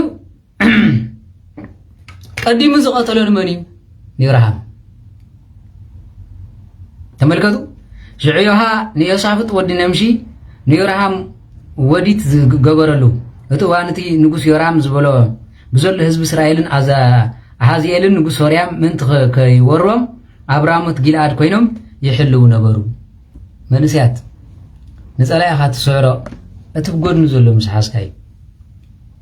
መጽሓፍ ከም ዝብሎ ንዑ ከውድቕ እንድሕር ኮይኑ ዮሃ ዝተጠቐመሉ እንታይ ማለት ነቲ ንጉስ መን ብጎድኑ ዘሎ መን ይፈታዊ ኢሉ ሒዝዎ ምፅዩ ኣበይ ከም ዝኸይድ ድማ ቀረባ ኣቢሉ ሒዝዎ ሽዑ ንጉስ ዮራም ግና እቲ ምስ ሓዛኤል ንጉስ ሶርያ ክዋጋእ ከሎ ሶርያውያን ዝወግእዎ ቁስሊ ከሕዊ ንእስራኤል ተመሊሱ ነበረ እሞ ይብል ቆሲሉ ማለት እዩ ሽዑ ዮሃ ምሳይ እንተ ደኣ ኮንኩምሲ ከይዱ ኣብ ኢዝራኤል ይነግር ካብዛ ከተማ ድማ ኣይትምልቑ በሎም ከይወፅእ ካብዚ ከባቢ ኣብዚ ከም ዘሎ ፈሊጥ ኣለኹ ንስኻትኩም ግን ወፂእ ከይኸይድ ኣብዚ ፅንሕዎ ኢልዎም ዮራም ከዓ ንእስራኤል ደቂሱ ነበረ እሞ ዮሃ ኣብ ሰረገላ ደይቡ ናብኡ ኸደ ሰረገላ ፈረስ ሒዙ ትኽ ኢሉ ንገዝኡ ኸይድዎ ኣሃዝያ ንጉስ ይሁዳ ድማ ንዮራም ክበፅሕ ናብ ኢዝራኤል ወሪዱ ነበረ ኢሉ ኣይገርመኩም እቲ ጋጣምታት ረይዎ ማለት እቲ ኣብ ግንቢ ኢዝራኤል ደው ኢሉ ዝነበረ ሓላዊ ከዓ ጭፍራ ዮሃ ክመፅእ ርዩ ጭፍራ ክመፅእ ይርኢ ኣለኹ በሎ ዮራም ድማ ሓደ ፈረሰኛ ልኢኹሞ ደሓን ዲኹም ኢሉ ይሕተቶም በለ ሽዑ ከዓ ፈረስ ተወጢሑ ክቀባበሎ ኸይዱ ንጉስ ደጓንዶ ኢኹም ደሓን ዲኹም ይብል ኣሎ ኢሉ ሓተቶ ዮሃ ከዓ ናይ ደሓን እንታይ ገዲሱካ ደድሕረይ ግዳይ ሰዓብ በሎ እዩ ኣየ ስብእነት ሓራብ ትዚርካ ኣምፃላከ ናይዚ እንታይ ገዲሱካ ደድሕረይ ሰዓብ ተለያኹ ዝመፀኮይ ደድሕረይ ሰዓብ በሎ ድሕሪኡ እቲ ሓላዊ ድማ እቲ ልኡኽ ናብኦም በፂሑ ግና ኣይተመልሰን ኢሉ ነበሮ ሽዑ ካልኣይ ፈረሰኛ ሰዲዱ ድማ ናብኦም መፅዩ ንጉስ ደሓን ዲኹም ይብለኩም ኣሎ ዮሃ ከዓ ናይ ደሓን እንታይ ገዲሱካ ደድሕረይ እንደገና ሰዓብ አራን ጭራሽ ቀጥሎ ከምዚ ብል ሽዑራም ጻዓኑ በለ ሰረገላ ድማ ጻዓኑ ዮራም ንጉስ እስራኤል አሃዝያ ንጉስ ይሁዳን ካ ነፍስ ወከፎም ነናብ ሰረገሎም ደይቡ ንዮሃ ቀባበሎ ድማ ወፁ ግራት ነብቴ ይዝራኤል ወኻ አረኸቦ አይገርማኩም አታ ንጹህ ዝቀተሉላ እቶም ርጉማት አብ አተረኸም ይብል ቀጥሎ ከምዚ በሎ ዮራም ድማ ንጉስ አሃዝያ አታ አሃዝያ ዕልዋ ይዚ በሎ ሰረገሉ መሊሱ ድማ ሃደመ ድሕሪ ዮሃ ድማ ቀስቱ ገቲሩ ንዮራም ኣብ ጎድኑ መንኩቡ ወጎ እቲ ፈለፃ ድማ ብልቦ ወፀ ኣብ ሰረገሉ ኻ ድፍእ በለ ሽዑ ዮሃ ብዲቋር ሓለቓ ሰረገላታቱ አልዒልካ ኣብ ግራት ነብቴ ኢዝራኤላዊ ደርብዮ እተን ኣነን ንስኻን ተወጢሕናየን ደድሕሪና ኣቦኡ ኣክዓብን ክንስዕብ ከለና እቲ እግዚኣብሔር ኣብ ልዕሊኡ ከምዚ ዝስዕብ ዝበሎ ዘክር ኢልዎ ማለት እዩ ሪኹ ንነብቴ ኣኽላባት ከም ዝለሓስቦ ንዑኻ ኣኽላባት ይልሓስቦ ዝብል ኣታጥቓ ነብይ ኸድካ ደርብዮ ኢሉ ወዲ ሰብ ብመንፈሱ ጨኪኑ እንድሕር ዳ ተስዩ እግዚኣብሔር ዘሕደረሉ ተመፂኻ ብኣምላኽ ጨካኒ ዝኸውን ናስያ ዘይብሉ ዝኸውን ሓደ ግዜ ብዚ መፂ ይፃወት ኣለ ሓደ ቅዱስ ዝፃወት ሃገር ቀፂሉ ከምዚ ይብሎ ነብቴ ድማ ደቁን ብርግፅ ትማሊ ርአዮም እየ ይብል እግዚኣብሔር ኣነ እውን ኣብዛ ግራት እዚኣ ክፈዴካ ይብል እግዚኣብሔር ሕጂ ከዓ ከምቲ እግዚኣብሔር ዝበሎ ወሲድካ ኣብታ ግራት ደርብዮ በሎ እዚ ሓደ መይቱ ማለት ዮራም ካልኣይ ድማ ኣሃዝያ ዝበሃል ንጉስ ይሁዳ ዝነበረኻ ከምዚ ኣሃዝያ ንጉስ ይሁዳ ድማ እዚ ምስራየ ብመንገዲ ቤት ኣታኽልቲ ኣቢሉ ሃደመ ይብል ብደገ ከይሃድም ሓልው ዝተባሃለ የሎ ዮሃ ግና ንእውን ውግዎ እናበለ ደድሕሪ ሰዓበ ኣብታ ጥቓ ይብልዓም ዘላ ዓቐበት ጎር ከዓ ኣብ ሰረገሉ ከሎ ወጎ ግና ክሳብ መንገዲ ሃደመ ኣብኣ ድማ ሞተ እቶም ገላኡ ከዓ ብሰረገላ ገይሮም ናብ ኢየሩሳሌም ወሰድዎ ምስ ኣቦታቱ ድማ ኣብ ከተማ ዳዊት ኣብ መቃብር ቀበርዎ ዮራም ወዲ ኣክዓብ ከዓ ኣብ እስራኤል ምስ ነገሰ ኣብ መበል 11 ዓመቱ ኣሃዝያ ኣብ ይሁዳ ነገሰ ይብል ድሕሪኡ ግን ካብ ዝገርመኩም እዚኣ 23 ስማት ተጠቐሰት ኤልዛቤል ዝገበረቶ ተትሪ ኤልዛቤል ምልክዕቲ እያ ነይራ ክእለት ዘረባ ኣለዋ ቅላጼ ቃላት ኣለዋ ኢለኩም ሓቂር ብድሕሪኡ ዮሃ ናብ ይዝራኤል መፀ ኤልዛቤል ነዚ ምስ ሰምዐት ዕዒንታ ተኳሒላ ተኸዛብ እግርመኩም ርእሳ ተሰሪሓ ብመስኮት ኮይና ትጥምት ነበረት ዘቃል ዚኣ ትገርመኩም መጀመርያ ዕዒንታ ተኳሒላ እዩ ብመልክዓ ተኣምን ሓቂር ነቲ ቅዱስ ዝነበረ ንጉስ ጣዖት ዘምለኽኩስ ነዚ ትማሊ ዝተወልደ ቆልዓ መልክዕ ይሪኦ ሃነን ዘይብል እስራኤላዊ የለን ቃለይ ሰሚዑ ድማ ዘይወድቕ የለን ይትስማዕ ቃል ኣመንዝራ ይብል ሓቂር ጥዑም ቃላታ ብጎረርኣ ፀባይ ዘፈልፍል ብመዓራኻን ብኣፋኻን ብመልሓሳኻ እንታይ ኢሉ መዓሪ ዘንጠብጥብ ኢሉ መፍቀሪ ጥበብ ቅዱስ ሰሎሞን ምእማን ተዓቢኻዮን ብብኽያት ገይራ ትማርኽ ይብል እስማ ኣመንዝራ እኩይ ውእቱ ሰሎሞን ይኮ ብዙሕ ኣንስቲ ስለ ዝፈልጥ ነበረ እንተሓባበለት ካብካን ብበላ ይብል ሰብ ከይረኸቦ ደንቢ ይብል ኮይኑ ምስተምሃረ ይፅሒፎ ሓቂር ድሕሪ መጨረሽታ ገፃ ተኳሓሒላ ይብል ኖ ይሁዳ ብመንገዲ ምስኣተወ ድማ ተመልከቱ ኤልዛቤል እንታይ ሽዑ ገፃ ብመስኮት ኣቢላ ኣንቃዕሪራ ምሳይ መን ኣለዎ መን ይበለ ዝተዛረባዮ ሃ ትፈልጡ ተኳሓሒላ ምስ ረኣያ ኣብ ዓይኑ ንሳ ጋኔን እያ ንሳ ግን ብዓይና እንታይ ማለት ክድቅስ ክብል እንከሎ ብፍረ ነብሱ ስሒባ ቆትሎ ወይ ድማ ኣብኡ ከለው ሰራዊት ኣምፅአ ከቕትሎ ዝብል ሓሳብ እዩ ዘለዋ ከመይ መልሓሳን ኣካይዳን ኣካዳድናኣን ኩሉ ንዝሙት ዝስሕብ እዩ መልክዓዊ ናይ ተጠቐመትሉን ነጋንንቲ መስሕብ እዩ ነይሩ መልክዕ ብዘይቆም ነገር እንታይ ዋጋ ኣሎ መልክዕ ብዘይ ፈሪሃ እግዚኣብሔር እንታይ ኣለዎ ሰብኣያን ወዳን ዝቐተለላ ተመሊሳ ከም ሰብኣይ ክትፅውዖ ደልያ ክምስምስ ኢላቶ ዮሃ ገፁ ናብ መስኮት ኣቢሉ ኣንቃዕሪሩ ምሳይ ዳ መን እዩ ዘለዎ ዘቓል ዝያረዮ በለ ሽዑ 2-3 ሸማምንቲ ናብ ኣቢሎም ግልጽ በሉ ንሱ ድማ ንሳኻ ኣብኡ ኸይላ በቲ መስኮት ኣፅድፍዋ ኢለይ ከማና ይሕዛኒ بمسكوت أصدفوا تملكتوا نساتم دما أصدفوا مو أبتد دما نام مندق ناب أفراسن تنسأجي رجيس أو ما حلفوا أتيهم دما بلعن ستين بجاهم نزار قمت زيا عمت هجبرو قال نقول سيامو كبروا إلى أززي كقبروا أخذوا جنا بزيكا كران كران أجران أدوان قالوا كوي ترخبن زرخبن تايم خان تفضل أصابعتها أقرأ وزترف قال نفسي ترخبن أخلافات تشامين بلي عمو سقاي الزابيل كتب العوح ويحتب له خلافات تايوا قال له تملكت نسوت رأي يكون النساس تزاربوا تقال له لقاهم تزاربوا خلوا كل جزيز ترجمه نسا أزيا كيف تسلز نبرت تزاربوا دعيو كم زيبل أما أكل وقته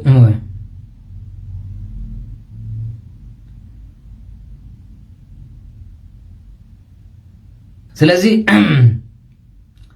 نسا اختزاربن كلا جن حدا قال له أب قدامي نجست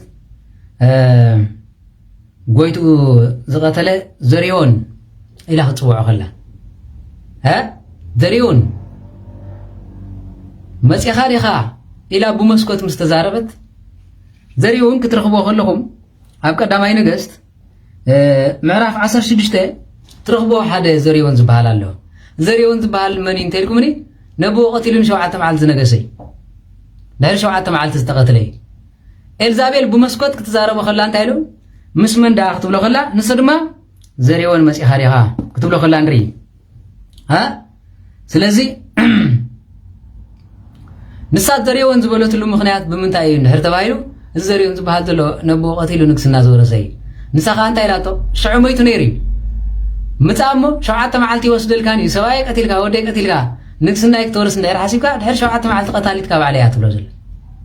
نسكن تايلوا يدي الفلاني دربي وابلي من يوم دربي واتتفلتو ابيت منغستاناتا خوينو زساقي زنبرو زلقسو زنبرو صباحكو بحفوهم كبال كله بچكانه زقتلو من بعلي سياس مندي تمام مسوم كينم زبخي زلقسو لوكي دحري بمسكوت مسدروا فچچ لا رسا تفطفيص ميتو بفراس غيروم رغيصو مايلو دربيما اخلابات بليوما ግን ጓል ነገስታት ያይሉ ተመልከቱ ይዋ ካብዝ ገርመኩም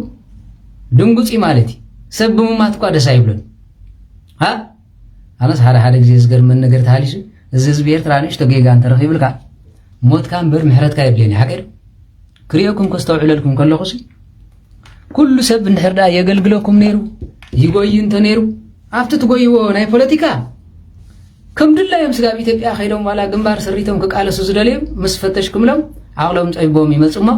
ده يتبلهم زرع زحسا وخمسل إثيوبيا مس تسائل دي مسي هو تحليف كوي مسي هذا بلو زقل قلت أنيو كم زيبل بقالهم مس كم زينير 5 زيبل نساء كنت هاي جبارة تركواس أجزاهم كعنكلين نزبل كان هذا عليك زي مشالو أفعوش مسري رئيس بلالو مالك نتنيش جقنا نيرو نيش تجيجاز ترخبلو مليسهم كدقصوا زدليلو أبزل لك أنا سمعكم كأني دقيم نتهم من سيات نمتبعون على الدحري تايب لندي معناته البيت كريستيان بزعك تقول يخلها والحين تقوم زرخب كل سوير أوكل عجوا خازبلون يقولون زمن سيات كنت تسفالو أنا تسفاه تقوم دي كابتن بوليتيكي نياتات ندعلي أنا زعت قوم تسفا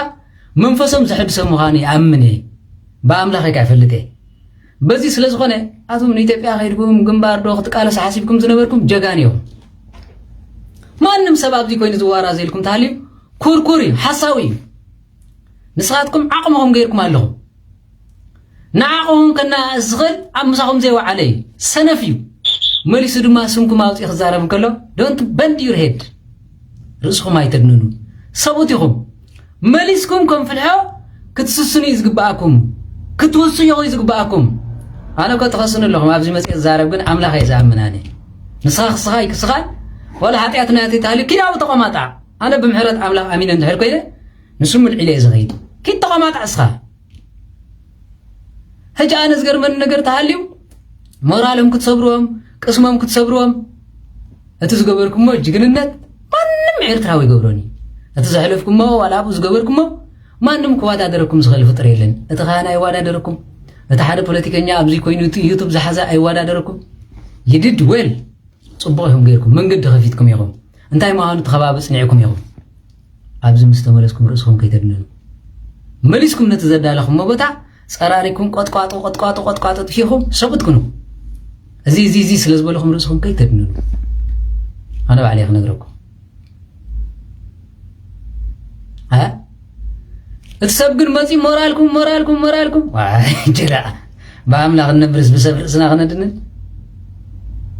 أتزقبركم مقاعي تتعاسو مزهز بزي ولا حانتو واقع يقولون تتقالس كاتا تقوها لا اللوو كفيلكم انديهم سب انت زي كفلكم اكزيابير عاصبكم كفلكم تولد عاصبكم كفلكم صباح نجينتكم تردى او ومر كف قبلكم نلوم خنعقهم مخوليهم داويت نعق ينير دربا ينير بسب بእግዚአብሔር كبير زامن اقوال تسقع عند تخون تعوتن يبلا احلفاتو ابونا دون كيترف احلفهم يبما كمر عيلي يمصا مليسات تحلفو قال نغس تمرعو مليسات تحلفو زما وطراي كوين مسلكو نصارى تعقب ان تحايشيل يخيد كل فتينو اما جراشا كن بمبال بعت حيز مس እግዚአብሔር تأيرتهم لله يتأيروا ودك قبل عليه እግዚአብሔር አምላክ انه اتم تعبيدኛታት ኣብ ልዕለይ ወዲቆም ኖ እዮሞን ስኻግን ምሳይኮን ይልጎዩ مستساقن كقتلز مسأي حمو ساول بدوك سخلو منفس عملاق زلو داويت سيف العلو سيبو كدانو ترايك يدلو بدد مسبلا خم جيغناغن فكر جميل لي ابوي ساول كبو እግዚአብሔር አብር እስኻስ ለዘለምበር نعها احلف خسار كان قرصك እግዚአብሔር ይብኒ ግን نتاز تقبا كاياري قدي فيه اللي خوي كم تنسخم طلع على وزن لهم كوفز محبر زلال عيناكم كله كون بنكرون الخريدة سوتيناكم ها قال يوم كتزاروا زي تفلطوا لهم نزقال سنان دحريت ملسلنا خمس ملسلنا مسخاب حالي أخاف سقات قال سنيركا إحنا أقل مسقان انتن مسكوفات سباتن مستوم كوم زحزونك على زيناتنا أنا ديس بلد كوين يصاب صانا حق قال كان صعب العليج قبل كان يتعلقاي تخيلنا خن كبابر كنوها دامبر تحدنا تحدنا قال لي يبالي نقال سوزلنا وحيدكم تولدنا بنسحة تولدنا ببرخت تولدنا بسقة تولدنا بعوت حدارن هيوتن طرنيفن خيد ها اذن بعلو نولد مع الراينج بتزمص عقب مبال بتزمص اتخمان انا خوينه بتمبت እንዳተራጸንኩ ኢደይ ዘሄብምበር ከምቲ ትገብሩ ወላ ገጽ ኤርትራዊ የርኤኒልካ ከማንኮ ከምቲ ናይጄሪያ ተመርዒነ ዘሎ እስራኤላዊ ተመርዒ ሓፍ ክትል ቀሊል ኳይ ሓዳርካ ጌርካ ክትነብር እንኮ ቀሊል أنا كو هيوتين ملو زحلفو نتهزبن نبيت كريستيان نمبر نعايز تعمل دون تاجري يونيفرسيتي دي تمايري ها ولا خد كله دخت لاقص هلهم سي هذا زي املاك يفردكم قدفهم زي كون لا تعطات الى افتي تزاريبا ها نتسب حلنون زصعرو زلن ريهم كمان سي حبور يهم كمان بوقت تصانان يغباكم كان تنقال الى خبارك خصادك عفهم سحاسكايو نخانات يصرف لك نجستات مسمزو كم زبلك نمنافق مسمزة عفعفهم ستحسكايو كم زبلك سماوتي مخادي زفلت إيرتراو مبر تعويتو بايتو تخيلو رتعيو عيكيدني نخابو زبلت نمودا عقن نلايتن كتر دقاسن تولدي آتو من جيغننت تساقم سب كم زيل نزهز بزي اي سمعني لكم اي تخيلو كم سمع غيركم استغالسكم اغزيابير نجيغننتكم حاف نخبركم داوصين بزو تزاربو زقنهم قبل غيرو دو خمس غيرو دو لختو لهم انا نابزا ميديا ملاس يقبن وايزهم حسوتي انا واخ سمعهم كمان سي يحسوا ولاد زي نبرهم دحر 7 عامات ولاد وليدهم يمابز محبر زخصص نبرو مالتي ها تخالص قدفو فرقني يخون اتم قالوا تبلز نبرو مالتي صبلان كيزم زخدو سبات كويم تم زخصص نبرو تا فرطنا تريوا زلهم كو صبلان كيز يا خيدا انا بصعب حزارب دس ايبلن بمهل لاينا مليسنا يو انت بعلقه ናይ እግዚአብሔር ጸበል አንቂስ ከይር ክሳብ ዝመጽእ ክትዛረብ ከለኺ ንኽብርኽን ንኸይትወድቅን ኢለ ስቕ ኢለ ሓጢኣትኩም ለኹም ክስከም ተደለኹስ ስቕም ባል ትኸሉን ኣይተድያቆን እንታይ ጌርካ ዲኻ ኸይድካ ሰብ ዘይገብሮ ንቤተ ክርስቲያን ዘፅርፍ ግብሪ ጌርካ ኸይድካስ ባይ ክትዋራዘ ባይ ክትልጥፍ ክርኤካ ከለኹ ጋደም ኣይተሓረቐኒ ንኽብሪ ቤተ ክርስቲያን ኢለ ንኽብሪ ክህነት ኢለ ስቕ ዝብል ከይተወደእኒ ኣፀይት ጥዑይ ግብሪ ዘለዎም መሲሎም ይምስክሩ ህዝብኻ ውይ ይብል ዓይነ ኸዳዕ ነባዕ ዝበሃል ከምዚኦም እዩ እንኳን ንኸደንግፁ ሃሲ ትዛረቦ ኸና ለሓንቲ ይብሉን እጅኻ ኣነ ነዚ ማሕበር እዚ ህይወተይ ከፊለ ደው ኣቢለ ቆይመዮም መስዋዕቲ ከፊልና ተፀሪፍና ተዋሪድና ነዚ ዓዲ እዚኣ ትሪእዋ ዘለኹም ድማ ፅባሕ ወርቃ ዝስልመላ ዘመን ኣብ ሕልናይ ናብ እምረይን ስለ ዘሎ ብማንም ሰብ ርእሰይ ኣይብኒ ግን እቶም ቆልዑ ሃተፍተፍ ክትብሎ ከለኹም ሲ ድሕሪ ባይታኹም ፍለጡ ድሕሪ ባይታኹም ፍለጡ ከማን ዝማሕበር ምስኪን ኮይኑ ይሸለል ዝብለኩም እምበር በቲ ትገብርዎ ኩሉ እንተዛረብ ነይሩ እግዚኦ መሃረኒ ክርስቶስ እምበለ ሰብ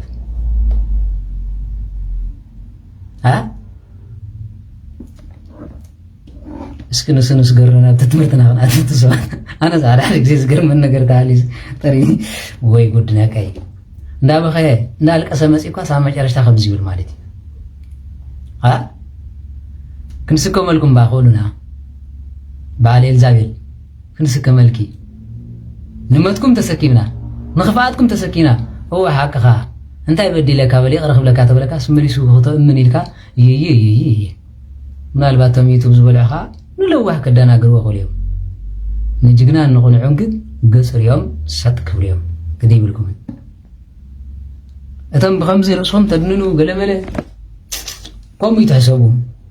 ንዓወት ተሰእሰብ ብዙሕ ድንግርግር እንዳሰገረ እዩ ዝኸይድ ብዙሕ ዓቐበን ውፅወት ምእሳር እውን ኣሎ ጨው ምግፋፍ ኣሎ ፀጉርኻ ምቑራፅ እውን ኣሎ ንዑ ኣሚንና ኢና ኣብዚ ነገልግል ስንኻ ምጉዳል እውን ኣሎ ግደፎ ግዳይ ገንዘብ ግዳይ እንታይ ባንክ ነይርኒ በዚ ስለ ዝኾነ ኣምፃ ኣቢልካ ዘይከውን ክሲ ንሰሙን መባልዕ እንጀራ ክኾነኩም ክእል መስተይ ቡና ድሕሪ ግን ተወዲእኩም ኢኹም ህዝቢ ኤርትራ ቡና ምስ ሓበይ ኣይርስዑን እንታይ ኢሉ ነይሩ ፅባሕ መፂእ ክዝምር እዩ ክትሪእዎ ፅባሕ መፂእ ቅረ ኢሉ ክስዕስዕ ይኽእል እኮ ነቲ ዘውደቐ ሰብ ግን እንታይ ይብሉ ትማሊ ከማና ዝመሰለ የለን ሂወትና ቀይርልና ናብራና ተቀይሩ ቤተሰብና ንስሓ ኣቲና ኢሉካ ስጂ መፂኡ ትሪእዎ ዘለኹም ሓሳብ እዩ ኣብኡ 8 ዓመት ተደፊነ ነይረት ኢሉካ እንታይ ኢኹም ትብልዎ ኣርዩ ፕራንክ ዲኹም ትኣት ዘለኹም ስለ ዝኾነ ሲ ናብ ዝገፂ ይበሃልን ክብለኩም ደልየ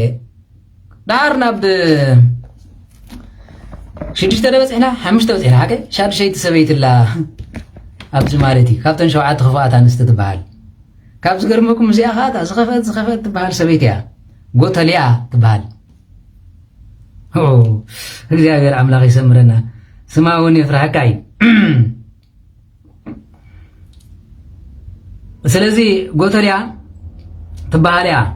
ነዚኣ ኸ ክትሪእዋ ከለኹም ጎተልያ ፖለቲከኛ ጭካነ መንፈስ ዝነበሮም እዚኣ ጓል መን መስለኩም ጎተልያ ጓላ ከኣብ ንጉስን ጓል ኤልዛቤልን እያ ኣጋጣሚ ግን ብሂወት ተሪፋ ስለ ዝነበረት ኖ ነገስታት ምስ ሞቱ ንግስና ኣባኣን ጣዖት ኣባኣን ክትመልስ ኢላ ተመርዓወት ይብል ቅፅል ኣቢልኩም ኢኹም ትረኽብዎ እቲ ምዕራፍ ኣብኡ ኣብ መንበል 70 ዓመታ ግን ካብ ቤት መቕደስ ኢዮኣስ ተቐቢኡ መልእኽቲ ነፍሒ ናብኣ ኸደ ይብል ኢዮኣስ ዝበሃል ንሳ ምስ ተሰእትካ ድሕሪ ዘመን ከዓ እንታይ ጌራ መስለኩም መታን ክሰፍሐላ ኢላ ንመውስቦ መታን ንግስና ክዓብየላ ኢላ ነቶም ካልኦት ሃገር ዝነበሩ ኣልያንስ ሲከር ዝበሃል ኣለ ሓቀ ፖለቲካል ኣልያንስ ዝበሃል ዋላ ዘይትፈትዎ እንዳሃለኻ ከለኻሲ ንኣብነት ኣብዪ ኣሕመድ ንኢሳያስ ኣይፈትዎን እዩ ግን ንወያነ ምንፋዕ ክጥቀመሉ ይኽእል ሓቀ ንኣብዪ ኣሕመድ ተደሊኻ ወያነ ንሻዕብያ ኣይፈትዎም ክጥቀሙ ይኽእሉ እዮም እዚ እንታይ ይበሃል ፖለቲካል ኣልያንስ ሕጂ ኣብዚ ንረኽቦ ድማ እዚኣ ትሪእያ ዘለኹም ጎተልያ ትበሃል ከመዲኣ ምቀኛ ጠንቃም ዝነበረት ሰበይቲ እያ ንሳ ምኻ ብገዛ ዘርኣ እውን ኣይገደፈት ቅርድድ ኣቢላ ወዲኣቶ ኢዮኣስ ዝበሃል ንጉስ ግን ደድሕሪያ ተሰይሉ በረከትን ረድኤትን ይሕደረና እንዲያውም ጭካነ ብጭካነ እንድሕር ተመሊኡ እኮ ካልእ የብሉን ስለዚ ክንሪኣ ከለና እዚኣ ሰበይቲ እዚኣ ፅንሑ ምዕራፍ 9 ኢና በፂሕና ነይርና ሓቀዶ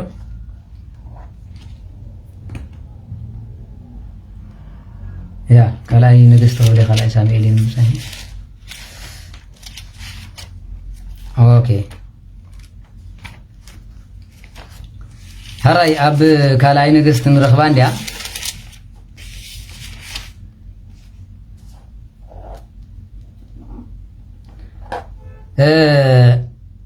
ኤልዛቤል ምስ ሞተት ድሕሪያ ድማ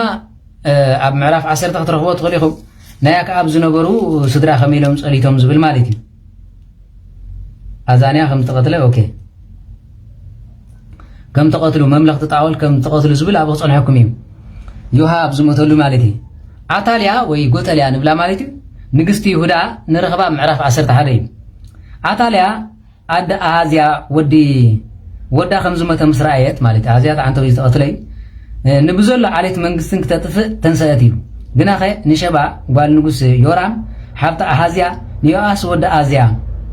ካብ ማእከልቶም ዝተቐትሉ ደቂ ንጉስ ኣምሊቓ ወሰደቶሞ ንመጉዚቱ ኣብ ሕልፍኛ ዓራት እትያኻ ኣብ ቅድሚ ዓታልያ ሓባቶ ከይተቐትለ ድማ ተረፈ ኢሉ ነዞም ኩሎም ክተርፉ መን ተሪፉ መስለኩም ካብዞም ኩሎም ማለት እዩ ዮኣስ ዝበሃል ነዚ ከማን ሓብያ ኣትሪፋቶ ቀፂላ ምስኣ ተሓቢኡኻ ኣብ ቤት እግዚኣብሔር 6 ዓመት ተቐመጠ ኣብቲ ሃገር ድማ ዓታልያ ነጊሳ ነበረት ኢሉ ዓታልያ ጓል ምን ያይለኩም ኣሎ ጓለካ እብን ኤልዛቤል ቀፂላ ተምፀዩ በታ 7ተ ዓመት ግና ካህን ዮዳሄ ነቶም ኣዘዝቲ ሓለውቲ ንጉስን ሓለውቲ ቤት መንግስትን ልይኹ ኣምፅዎ ናብኡ ድማ ናብ ቤት እግዚኣብሔር እተዎ ኪዳን እተወለይ ኢሉኻ ኣብ ቤት እግዚኣብሔር ኣምሓሎ ነቲ ወዲ ንጉስ ድማ ኣራዮ ከምዚ ዝስዕብ ኢሉ ድማ ኣዘዞ ሓደ ሲሶ ካብቶም ብሰንበት ስራሕ ዝኣቱ ቤት መንግስቲ ይሓልው ተመልከቱ ቤት መንግስቲ ይሓልው ቃል እተወለይ ቀፂሉ ሓደ ሲሶ ድማ ነታ ሱር እትበሃል ደገ ይሓልው እቶም ዝተረፉ ድማ ሲሶ ብድሕሪቶም ቤት መቅደስ ብታራ ዝሕልው ዓሳኽር ኮይኖም ይሓልዋ እቶም ብሰንበት ዝዕርፉ ክልተ ክፍሊ ድማ ንንጉስ ኣብ ቤት እግዚኣብሔር ይሓልውዎ ህፃን ቆልዓ ወዲ 7 ዓመት ኣገርመኩም ተመልከቱ ኣብ 7 ዓመቱ ዝተሰበ ማለት ነፍሲ ወከፎም ከዓ ኣፅዋሮም ኣብ ኢዶም ክሕዝዎ ንጉስ ዮኣስ ድማ ብዝሪኡ ክኸብዎ ነቲ ጥሒስዎም ኣብ መስርዕ ዝኣቱ ድማ ቅተልዎ እቲ ንጉስ ክወፅእን ክኣትን ከሎ ከዓ ምስኡ ኹኑ ድማ በሎም ይብል ትዑ ተመልከቱ እዚኣ ንግስቲ እዚኣ ገልበጥበጥ እንደበለት ካህናት ተሓርድ ፀኒሓ ከምዚ ይብል ዓታልያ ድማ ድምፅቶም ሓለውትን ህዝብን ምስ ሰምዐት ተመልከቱ ድሕሪ ናብኡ ኸይዶም ህዝቢ ዘለዎ ኣብ ቤት እግዚኣብሔር ኣተወት እንተጠመተት ከዓ እነሆቲ ንጉስ ከምቲ ስርዓት ኣብ ጥቓ ዓዲ ቆይሙ ነበረ እቶም ኣዘዝትን እቶም መለኸት ዝነፍሑን ድማ ምስ ንጉስ ነበሩ ብዘሎ ህዝቢ ተሃገር ተሓጒሱ መለኸት ይነፍሕ ነበረ ሽዑ ዓታልያ ብጓየ ክዳውንታ ቀደደት ንሳ ንግስቲ ኤላ ናብቲ ቤት ጸሎት ትመፅላ ይገርመኩም እቲ 7 ዓመት ተሓቢኡ ዝነበረ ግን ነዞም ኩሎም ዋርድያ ገይሩ እንታይ ገይሩ ማለት እዩ ተቐቢኡ ኸፍ ኢሉ ማለት እዩ ኣነ ዝገርመኒ እንተሃሊሲ ካብዞም ኩሎም ካህናት ዝተቐቢኡ እዚ የገልግለና ዝብል ሰብ ዘይተተሱ እንታንኩም እቶም ካህናት ቀፂሉ ድማ ከምዚ ይብል ካህን ዮሄዳ ኣብ ቤት እግዚኣብሔር ኣይትሙት ኢሉ ስለ ዝነበረ ግን ኢሉ ኣብ ቤት እግዚኣብሔር ኣይትሙት ኢሉ ስለ ዝነበረ ግን እቶም ሰራዊት ዝመርሑ ሓለቆ ሚእቲ ብመንጎቶም ተሰሪዖም ዝደለው ዓሳኽር ኣውፅዋ ነቲ ክዳና ዝስዕባ ከዓ ቀተልዎ ኢሎም ኣዘዝዎ ሽዑ ሒዞም ናብ ቤት መንግስቲ ወሰድዋ ኣብታ ኣፍራስ ዝኣተዋሉ ኣፍ ደገ ድማ ቀተልዋ ኢሉ እንዳጎተቱ ብክዳና ቀዲዳቶ ነይራ ሓቀዶ ሕፍረታ ስጋብ ዝምለጥ እንዳጎተቱልና ዓታልያ ወይ ድማ ጎተልያ ንብላ ዘለና ንዓታልያ ቀተልዋ እዚኣ ክፍእቲ ዝነበረት ንንግስና ተጥፍእ ከይተረፈት ነቶም እንዳ ንጉስ ትበሃል ተተዋሲባ ተምፅእ ዝነበረት እያ እዚኣ ሻድሸይቲ ትበሃል ማለት እዩ ሻውዓይቲ ግን መን እያ እዚኣ ብሓድሽ ኪዳን ረኽባ ሄሮዳድያ ትበሃል ንግስቲ እያ ሄሮዳድያ ከዓ ሪኢኹማ እንተኮይንኩም ንንጉስ ሄሮዶስ ክትብል ብገዛእ ሓሙታ ንሰብኣያ እንከሎ ዝለመደት ኣብቲ ሽዑ ዝነበረ ሪኢኹም ዮኣስ እያሃድጋ ለሃገር ዘንበላ ሃደሄር ይብል መፅሓፍ ትርኢ ዶ ንህዝብን ንሃገርን እግዚኣብሔር ብዘይ ጻድቕ ኣይገድፎምኒ ኣብ መጨረሻ ግን እንታይ ገይሩ ማለት እዩ ከምቲ ዮኣስ ነዚኣ ዘጥፋ ንኤልዛቤል ድማ ንሄሮዳድያ ድማ ኣብ ዘመና ዝኸፈአ ሰበይቲ ሓውኻ ብሂወት ከላኽተወቲ ይግባኣኒ በሎ እሞ ነዚ ደይብለኒ ኢላ ብዝሙት ልባ ተነዲፉ ስለ ዝነበረ ይብል ንንጉስ ከዓ ሓይሊ ስለ ዝተጠቐመት ንጉስ ከለኻስ ከምዚ ኢሉ ክዝልፈካ ከምዚ ክብለካ ክትብሎ ጀሚራ ንጉስ ግን ንኹሎም ይፈትዎም ስለዝነበረ ዮሐንስ በቲ ዝገብሮ ተኣምር እውን ይድነቕ ስለዝነበረ ይብል ክቆትሎ ይፈርሕ ነበረ ቶም ህዝቢ ከይለዓልዎ ሃቀዶ ሓደ ግዜ ህዝቢ ከይለዓሎ ዘይፈርሕ ሰብ ኣሎ ክፃረፍ ከም ዝኽብል ማለት ንብዙሕ ዘገልግል ሰብ ትፀርፈት ኣለካ ኮ ትኹሉ ህዝቢ እንኮ ደንጎላ ክድርበልካ ኸ ሓደ ግዜ መቃልስቲ ካብ ምፍላጥ ፅቡቅ ከምኡ ዝመስሎ ሰብ ኣሎ ማለት እዩ ካብዚ ወፂኡ ኢሉስ ንዓይ ክፀርፍ እንተሪኦ ማሕበር ፀሪፎም እንተኢሎምስ ወለ ኣቦም እናፀረፍኩምሎም ዳ ክሕልኹም ደልዮም እቶም ኣብቲ ማሕበር ዘለዉ ስነ ስርዓት ግበርበሎም ዋ ወተሃደራት ኣይኮዮም ምሳይ ክመቱ ምሳይ ክፀድቁ ምሳይ ኩሉ ክገብሩ ዳ እምበር ከምዚ ኢሎም ርእሶም ከድንኑ ከይኮኑ ተማሂሮም ኣቦ ክድፈር ደስ ዝብሎ ፍጡር ኣሎ ዲ ናበይ ዳልኩም ትኸዱ ማለት እዩ በይቲ ክፈርስ ደስ ዝብሎ ሰብ ኣሎ ዲ ከምኡ መስለኩም ኣነ ግደፉ ዝብሎም እምበር ትግቡእ ክምልሱ ግባኦም ኢልኩም ኣነ ግን ግደፉ ዝብሎም ዘይበሰለ ትውልዲ ስለ ዝኾነ እዩ እምበር ዝግባኦም ዳ ክምልሱ ካብ እጅ ነንየው ማሕበር መልሲ ዝግባኦ መልሲ ቃልሲ ዝግባኦ ቃልሲ ዳ እምበር ስጋ ብሎሚ መፅጓዕጓዕ ምባል ኣየድልን ታትሲት ንሕና እውን ጭክን ኢልና ኢና ጅስ ቅድም ኢና ብፀሎት ኣጋንንቲ ከይኾኑ ንብል ነርና እምበር ሰብ ካብ ጋኔን ስለ ዝኸፈ ወሊዱ እንድሕር ምክሓል በፂሒ ዳ እንታይ ልከ ካዚ ሰይጣን ክትብሎ ማለት ብኣካሉ ሰብ ስጋ ለቢሱ ሰይጣን ስጋ ለቢሱ ክዋገአና እንድሕር ኮይኑ በስመ አብ ኢሉ ኮይ ዝሕስ ዘሎ ተረዲኦም እዚ ሰይጣን ክኾኑ ኽእል ሰይጣን በስመ አብ ኣይብልኒ በስመ አብ ኢሉ ሓሰት ተጀሚሩ ግን እቲ ሰብ ንሰይጣን ሓሊፉ ኣሎ ስለዚ ንሰይጣን በስመ አብ ኢልካ ከተባርሮ ከመይ ከም ዝገበርኩ ኣርኢኹማ እንዲኹም በስመ አብ መበል ቀስ ጌርካ መማዕትብ ተዛረብ ምስ በልኮ መናፍስቲ ውጭጭ ከይብሉ ይኮንን ዝሃደም ከይልፍልፍ ይኮንን ዝሃደም ከሰስተይ ደጠፍዮም እናይ ሙሉቕ ኢላ ትኸዳ ሓንሳብ በስመ አብ በል ቅድም በዚኣ ተባሂሉ ማለት እዩ ኣነ ሓደ ግዜ እዝናተይ ትረ ትፈትወ እየ ሲልካ ክትማፃደቕ ንዓኹም ከረዲ ከም ዝብል እምበር እንድሕር ትርር ኢለስ እንድሕሪት ኣይብልኒ ማለት እየ ስለዚ ኣነ እንታይ ኣኽብለኩም ደልየ በዚኣ ኣምፅያ ኤልዘእኖ ሄሮዳድያ ድማ ንዮሃንስ ብመንፈስ ተዋግአቶ እዩ ንሱ ከዓ ብሕልማ ስጋብ ዝረኣያ መሪር ቃል ተዛረባ እዩ ብሕልማ ኣብ መጨረሻ እንታይ ገይሩ ማለት እዩ ኩሎም ምስተስኡ እንታይ ኢላ ማለት እዩ ሓደ መዓልቲ ንንጉስ ተስሕት ቃል መፅያ ዕለተ ልደቱ የብዕል ስለ ዝነበረ ኣብ ዕለተ ልደቱ ጓል ሓዊ ፅቡቕ ደኒሳት ኣሎ ኣብ ዕለተ ልደትኩም ተማራረቑ እምበር ዊስኪ ተምፅኡ ትስሕተት በዚ ዝመፅእ ዕለተ ልደትካ ኣይተኽብር ክንብለኩም መፅሓፍ ኣኽብር ኣይተኽብር ዝብል የለን እንተኽበርኩሞ እግዚኣብሔር ናብዚኣ ዘምፀኒ ኢልኩም ንድኻን ተብሊዕኩም ግን ምርቓት ረኽቡ ትኽእሉ ኢኹም እንድሕር ዕለተ ልደተ ኢልኩም ዝስከር ዝስተ እንድሕር ኣምፂኹም ግን ዝበልዑን ዝሰተይን ናብ ሓጢኣት ከውድቑ ይኽእል እዩ ካብ ሄሮዶስ ተመልከቱ ዕለተ ልደቱ ክኽብር እንከሎ ንሆ ክበልዑን ክሰትዩን እንከለው ብምሉኦም ንሳ ከዓ ደናሲት ስለ ዝነበረት ከዓ ጓል ሄሮዳድያ እያ መፅያ ጢው ክትብል ስርያ ጓል ሓወ ያ ሓጒስክኒ ኢኺ ሰትይ ዘሎ በቲካ ሓቀዶ ብታሕጓስ እስራኤል ድማ ኣብ እስራኤል ሕጊ ድማ እንታይ እዩ ኣቅድሚ መኳንንትን ኣቅድሚ ሻምንትን ካህናትን ዝተዘረብካዮ ቃል ኣይቅየርን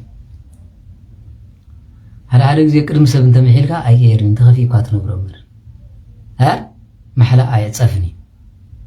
ገለገለ ሰብ ኮ ምስ መሓለ እንታይ ብል መስለኩም ነዚ እምበር ነዚ ኮንኩን እንዳበለ ዝቐያይሩ ኣሎ ማሕላ ሓንሳ እናሓዋርኒ ኣብ መጨረሽታ ብቓል መሓላ ከምዚ ኢሉ ፀንዐ እንታይ ኢሉ ማለት እዩ ህያው እንሆ ንግስና እዩ ኣብዞም ቅድሚ ኩሎም ህዝቢ ድማ እንታይ ዝብል ማለት እዩ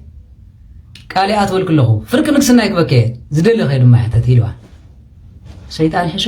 ኢልዋ እዝና እንታይ ዳ ክብለ ቆልዓ ዳንስ ጥራያ ትኽእል ነደይ ከይደ ከማኽራ ጓል ሄሮዳድያ ናብ ሄሮዳድያ እንተኸይዳ እንታይ ከም ተምፅእ ሓደ ሰብ ተኸሲሱ እንተመፂስ እንታይ ኮንካ ገዲፍካስ ኣነ ክዛረበሉ ይበሃል ኤልዛቤል ኣዲኣኒ እንታይ ዝበሃል ሄሮዳድያ ኣዳኣኒ ሄሮዳድያ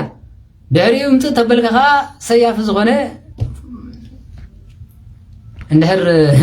أمسيهم ما خوينكم سي من يفراداي من تفراداي مالي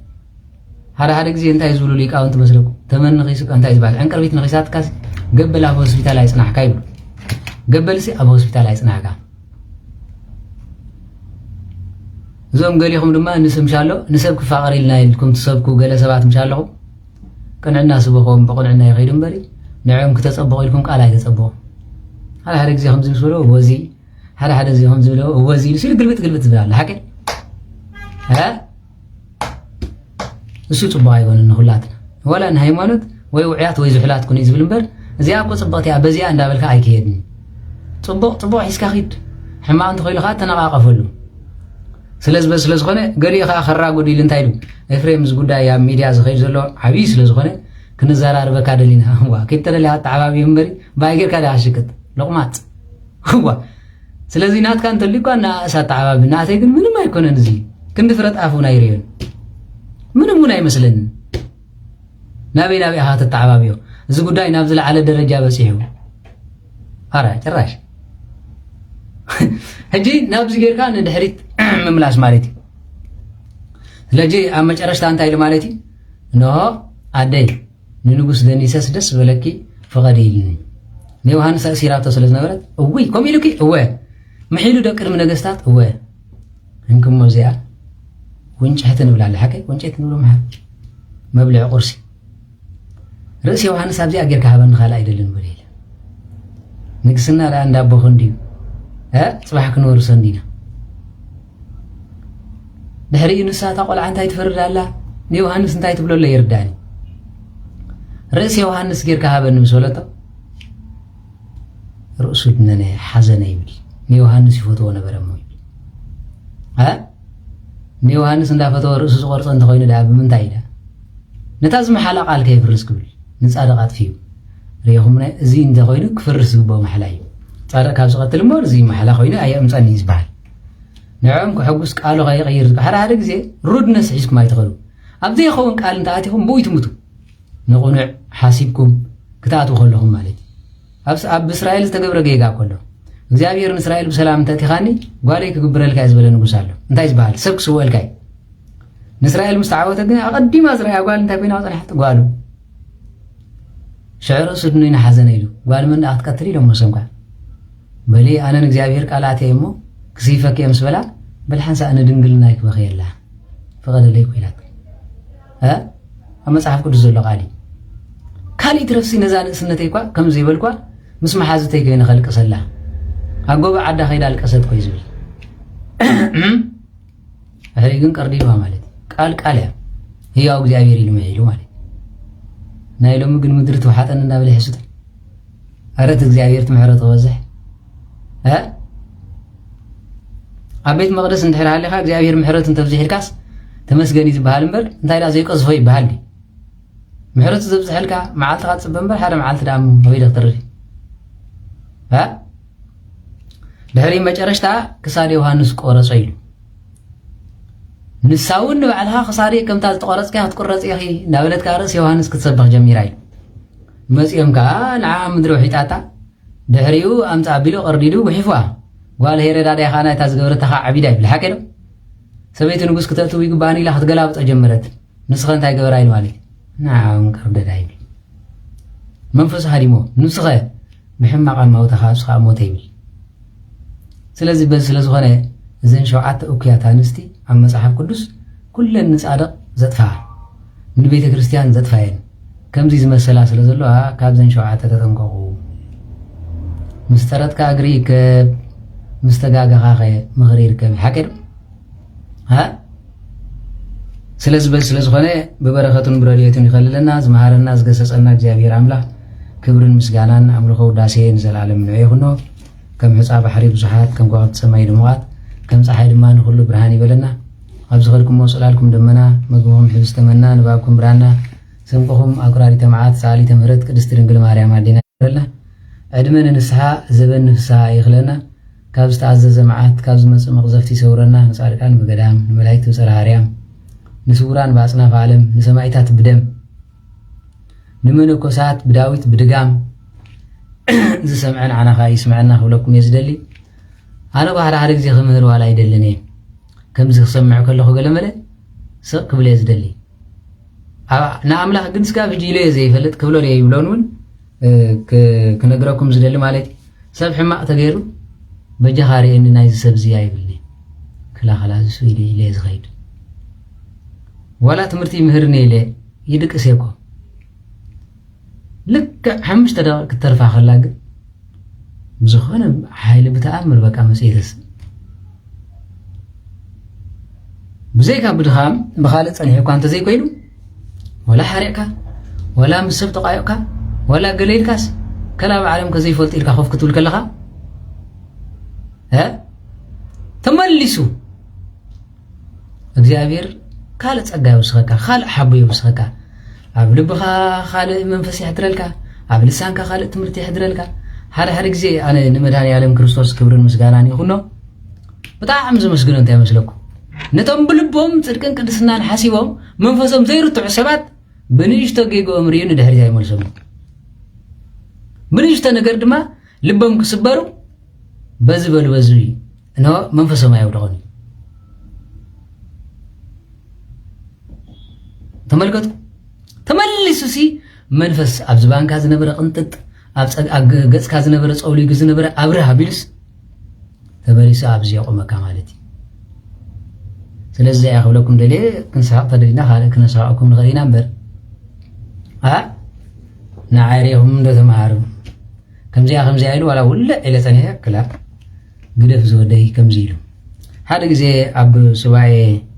ኣብ ትሕዘሉ ግዜ ንእግዚአብሔር ትደልዮ ጸሎት ኣለ ሓቂዶ ሓደ ግዜ ብስጋኻ ሓደ ግዜ ብመንፈስካ ሓደ ግዜ ድማ ብሓሳብካ ዝወድቕ ኣሎ ብመንፈስካ ተወድቕ ከለኻ ይዝኸፈ ብሞራልካ ማለት ብስጋኻ እንተወዲቕካ ኣውላሓን ፀገም የብሉን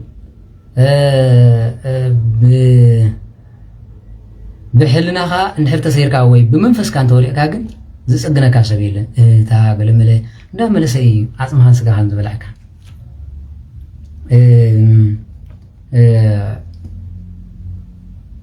ወዲቑ ምስ መፀት ሰብ ንእግዚአብሔር ኣምላኽ ኣቦይ እዚ ኩሉ ክብርን ጸጋን ሂብካ ንኽልኻስ ሕጂ ኸ ኣጉሄካስ ከመይ ገይረ ገጽካ ክርአ ኢልዎ ማለት እዩ ሓደ ሰብ እዩ ኣነ ብዕላል እዩ ዝነግረኩም ዘለኹ እግዚአብሔር ብእውነት ፀጉ ዘጉደለሉ የብሉን ግን ብስጉ ብዝገበራ ገጽ ኣምላኽ ከመይ ገይረ ክርአይችስ ወዲ ክበሃል እኳ ይበቃእኒ ኢሉ ብርእሱ ብመንፈሱ በጣም ጉይ ማለት እዩ ግን ኣብ ናይ ጸሎት ቦታ ኮይኑ ማለት እዩ ሕጂ እንታይ ዝብል ማለት እዩ በጣም በቃ ተስፋ ቆሪፀ ነይረ ኢሉ ድሕሪ መጨረሽታ ኣጆኻ ተስእ ኣነ ኣምላኽ ኣብርሃም ሓደ በሉ ኣምላኽ ይስሐቅ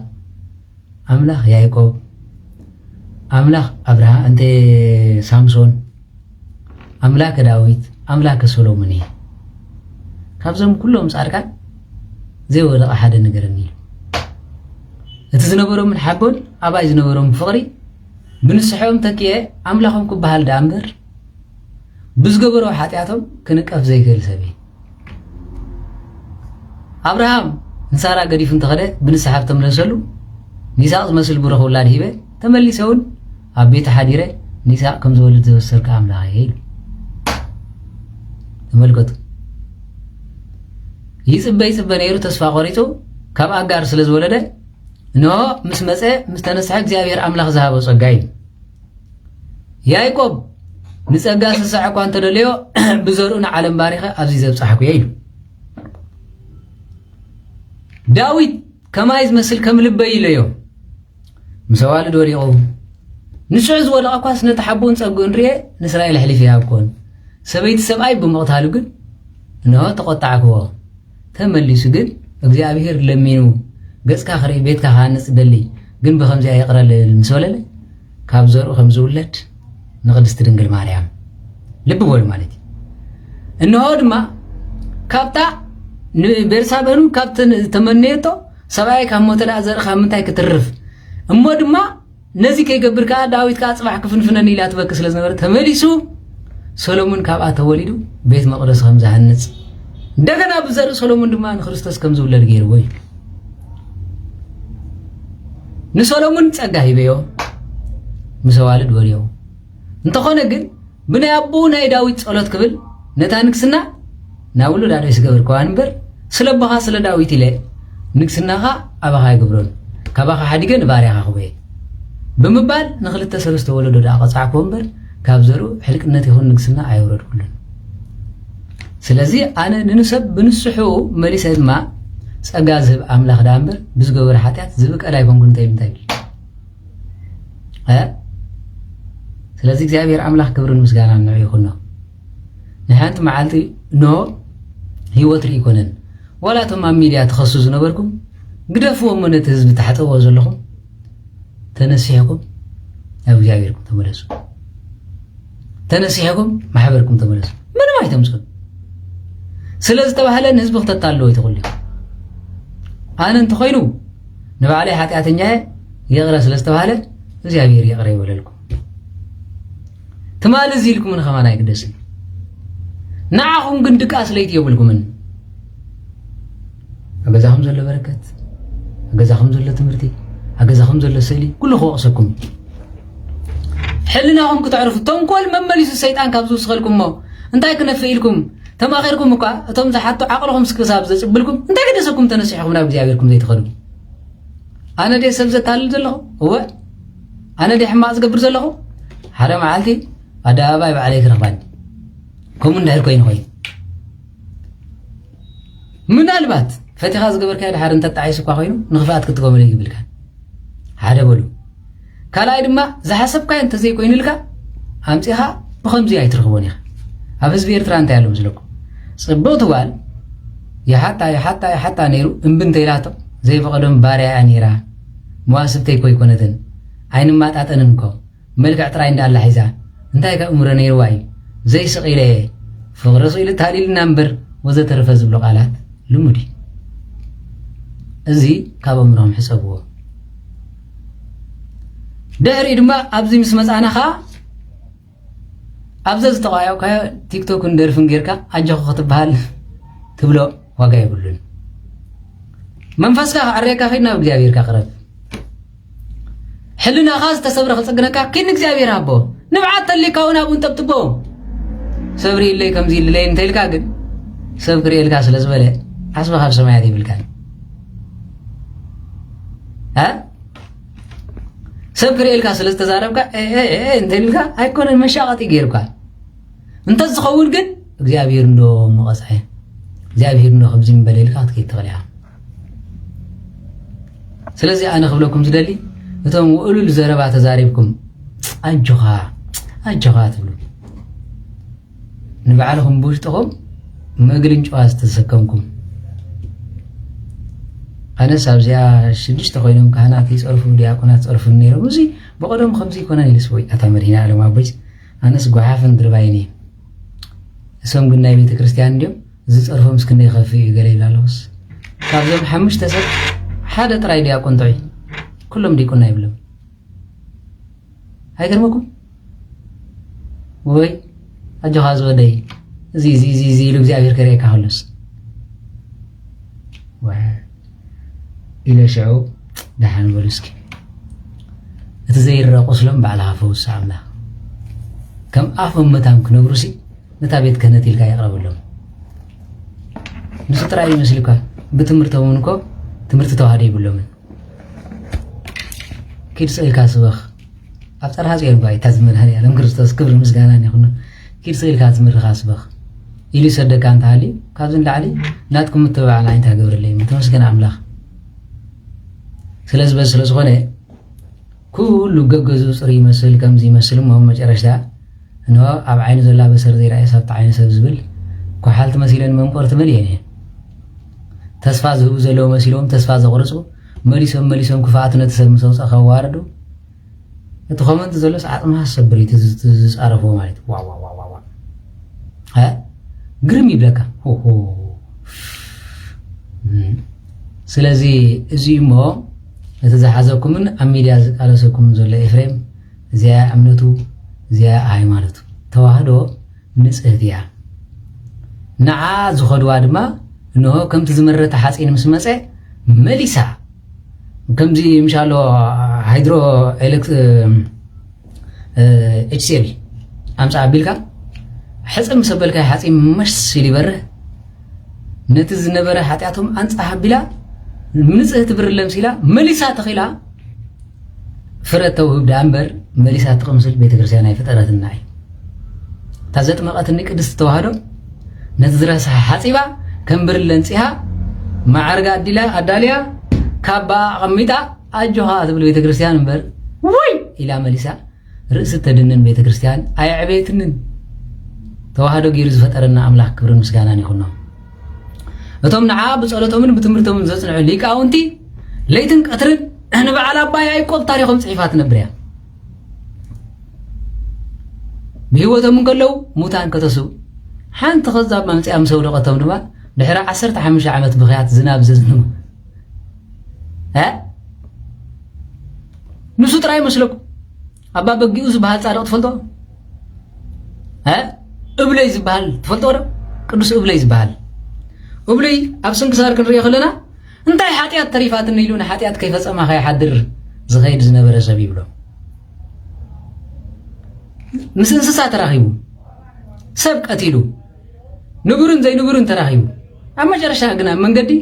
تنستخد كيرن كلاس ذات تنستخد كيرن كلا عملاغي قريبا لنا مالتي كابز قرمكو كان أنا يود سب أو مسراخا نفسها قفف زبلك مالتي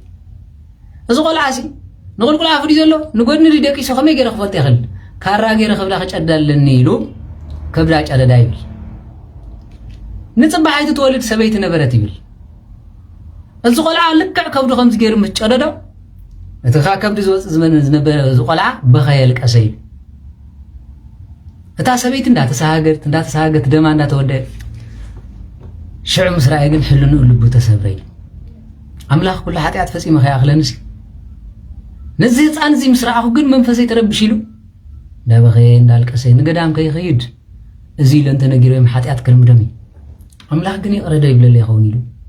ፊት ገዳም ኮይኑ በረኻይ በከል ቅስ ነብረ ድሕሪ ጽላል ኮፍ ይብል እብሊ እንታይ ከሰናይ ግብረ ሃሊካ ጽላል ኮፍ ትብል ተማለ ኃጢአት ክትገብር ከለኻ ጥዒምካ ከሎ ከማናይ እንዘይ ግብርካ ማይክ ሰቲ ይደሊ እብሊ دم سباب سيسكي أخنتاي دم أدلي كويبل نفس قطعة قصو تقوري سلازي مدربة دايس حشاكايلونا بصحاي زلو ساقع زي بلو ما ساقع زي بلو وداوي بل قدر صحاي هارمو ليتي صحاي تهارمو كداون تحاليقو لا بغي ندالك سي نبري الحري قل أبعات خوين نسألي نعو خريا خلو أملا نسخل لحاتي أزقور زبغي زي القصة نود سب زيت نعق بملك عكاب مثل هاز فتر كاها يقربوا لهم دهري قد حدا مسيو انت تقول مني خا انا اولي بحال تاي قبركا انا زي قبركو حاتيات انت يالو بلا جوها نايتا سبيتن زقبركا حاتيات اني اغري لكو هالو نايتا قول عاقن صبا غيركا تصلي تسفا هاي قرص املاخ بحاك نزيل كاني نايتا قول عاقن كاب امرو سلازي وص ايبلل كاني لو نبعاتو خمزي سقاب زقبر قرنب عين سقاب فسس بنبعات زوص زنبره كاب قص زوص زنبره نبعات قص سقاب زصلمو من قد وحج سقاب زمسل بخيالك أسيب زي قبرنا يا حتى عدن تعلي أرقام كينا يكوننا نمسكم محرد سلسة قبرنا ها دحري ندا بخيان دالك أسد دحر عمتك أتوبة مسيل وبلوي كنكا خدان كغير أي قبينن نقزي هابير أملاخ كم قاش شخص وعكاي يلو أقربوا مسكدقن عرفه ملايك تخاط قبلوا نعمتات بخيالك أسيب ها أبا بقوز بحال صادق ريخم له كم عيرز قبر حاتيات نسخة زمغا ودعدناي ناب زيابير كلكس نكبكنا بحتاوير مخيرا يقبن فيت قدام عتانا شتتو سب كيري باتيك مسخلو باتينا تحابي أملاق أنا حاتياتني سب كيري نندابله أبو خيدي بكي يلكس نير أما جرشاق سوى عوة بهايلوه مسخلو لنا نريو مزيو كبكي خلق اسمش جمري أبوتاتي أنس حدياتي بزح سلزقو نعاكم كري والا انقفات كي كونكم سي أبعات تندعزوني نشدش تور حزاكل أخلي يقول ما يعيستين أي بلعني بمهرة እግዚአብሔር أما جرشانة تعب مني تنتايلو موسلوك أبا بقعس شديت ورحي ذاكر سماء يا ستين كم زيادة صوت ذي يريدوا مبلع المستند ولا خميس يركض أبا من يثني قوة من يبلع أنا النظام صلوا مو ملأ جابر أيوة هبون دحريم صوص كيلو قربكم مسخله أبا بقعو شديت ورحي ذاكر لا يبلع كان زبال حكر له هو هيأمن نيل أبوي نسخة أمن أيت أمن تاجد سني جابر محرت سلز جورا لين عطرايز مسكين ها تاجد سني نسخة مأمان كزي مأمان كان عين تاجد سني أملاح كن بمحرت زي سلز جورا لين كاون نحرجن نسخة الله الله برهان كاب معته سلز نبره يقرب ولا يبل سلز بس خونه أنت خيركم كباب تيك توك نيام ناب جابر كربيلها كم زي مقبار تبديل أنت خن كخا نمتاز يجير كلامي كحتى تمبر تمسير كا ختم مساسل مبال ولا حنتو جاي مسني ها كتكدن كتبل عرقان كاي وصاين سب كفلت اللي كتبل وردت كاي تسكن قدفو خمزي ثم كانت دياقونات كم زيركم تك انا برو خمزي تزاربو دما سبنن الحاتيات من يبلت بقى خمزي تخويلو بيت كريستياننا خمزي ايتبل اي چانتا بيت كريستيان دا قدفوان با أو زول الحزب زي أكبكم أو زود قلنا زلكو زي متأخاب زي مفقار هيكون ها بيت كريستيان زي مقربنا نسخاتكم تقراريكم زي تزاربكم سن حزب تعارقوا نحركي لكم سي هاو كل زي سبي هذا حكيم قدم نفس خافوا سي حكيم سلازي نبعلنا أم مقامج أنا انت يزبال الله حكي زي فنطاطا يزبال انت يزبال الذي أمور ديو أبزبانها زبزوي قصل حيزناس عرقت مسيلنا عن كيدا ينخل سلز خونه እግዚአብሔር አምላክ ቁስልና መፍዋስ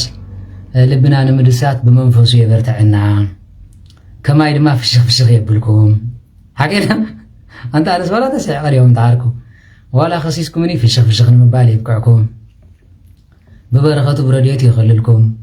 كتمرعوا خلكم كم زناتي فتنا أيقاتمكم ها كم زناتي هو بلا قوموا اليوم كلهم تمرعوا ولا الفينيا ها كم زي مخانا بنبهتن فتاة حبيبنا قدم حاشة نيرة حكينا أبغاش خمارة قاتي ما تكون نيرة ولا دحنا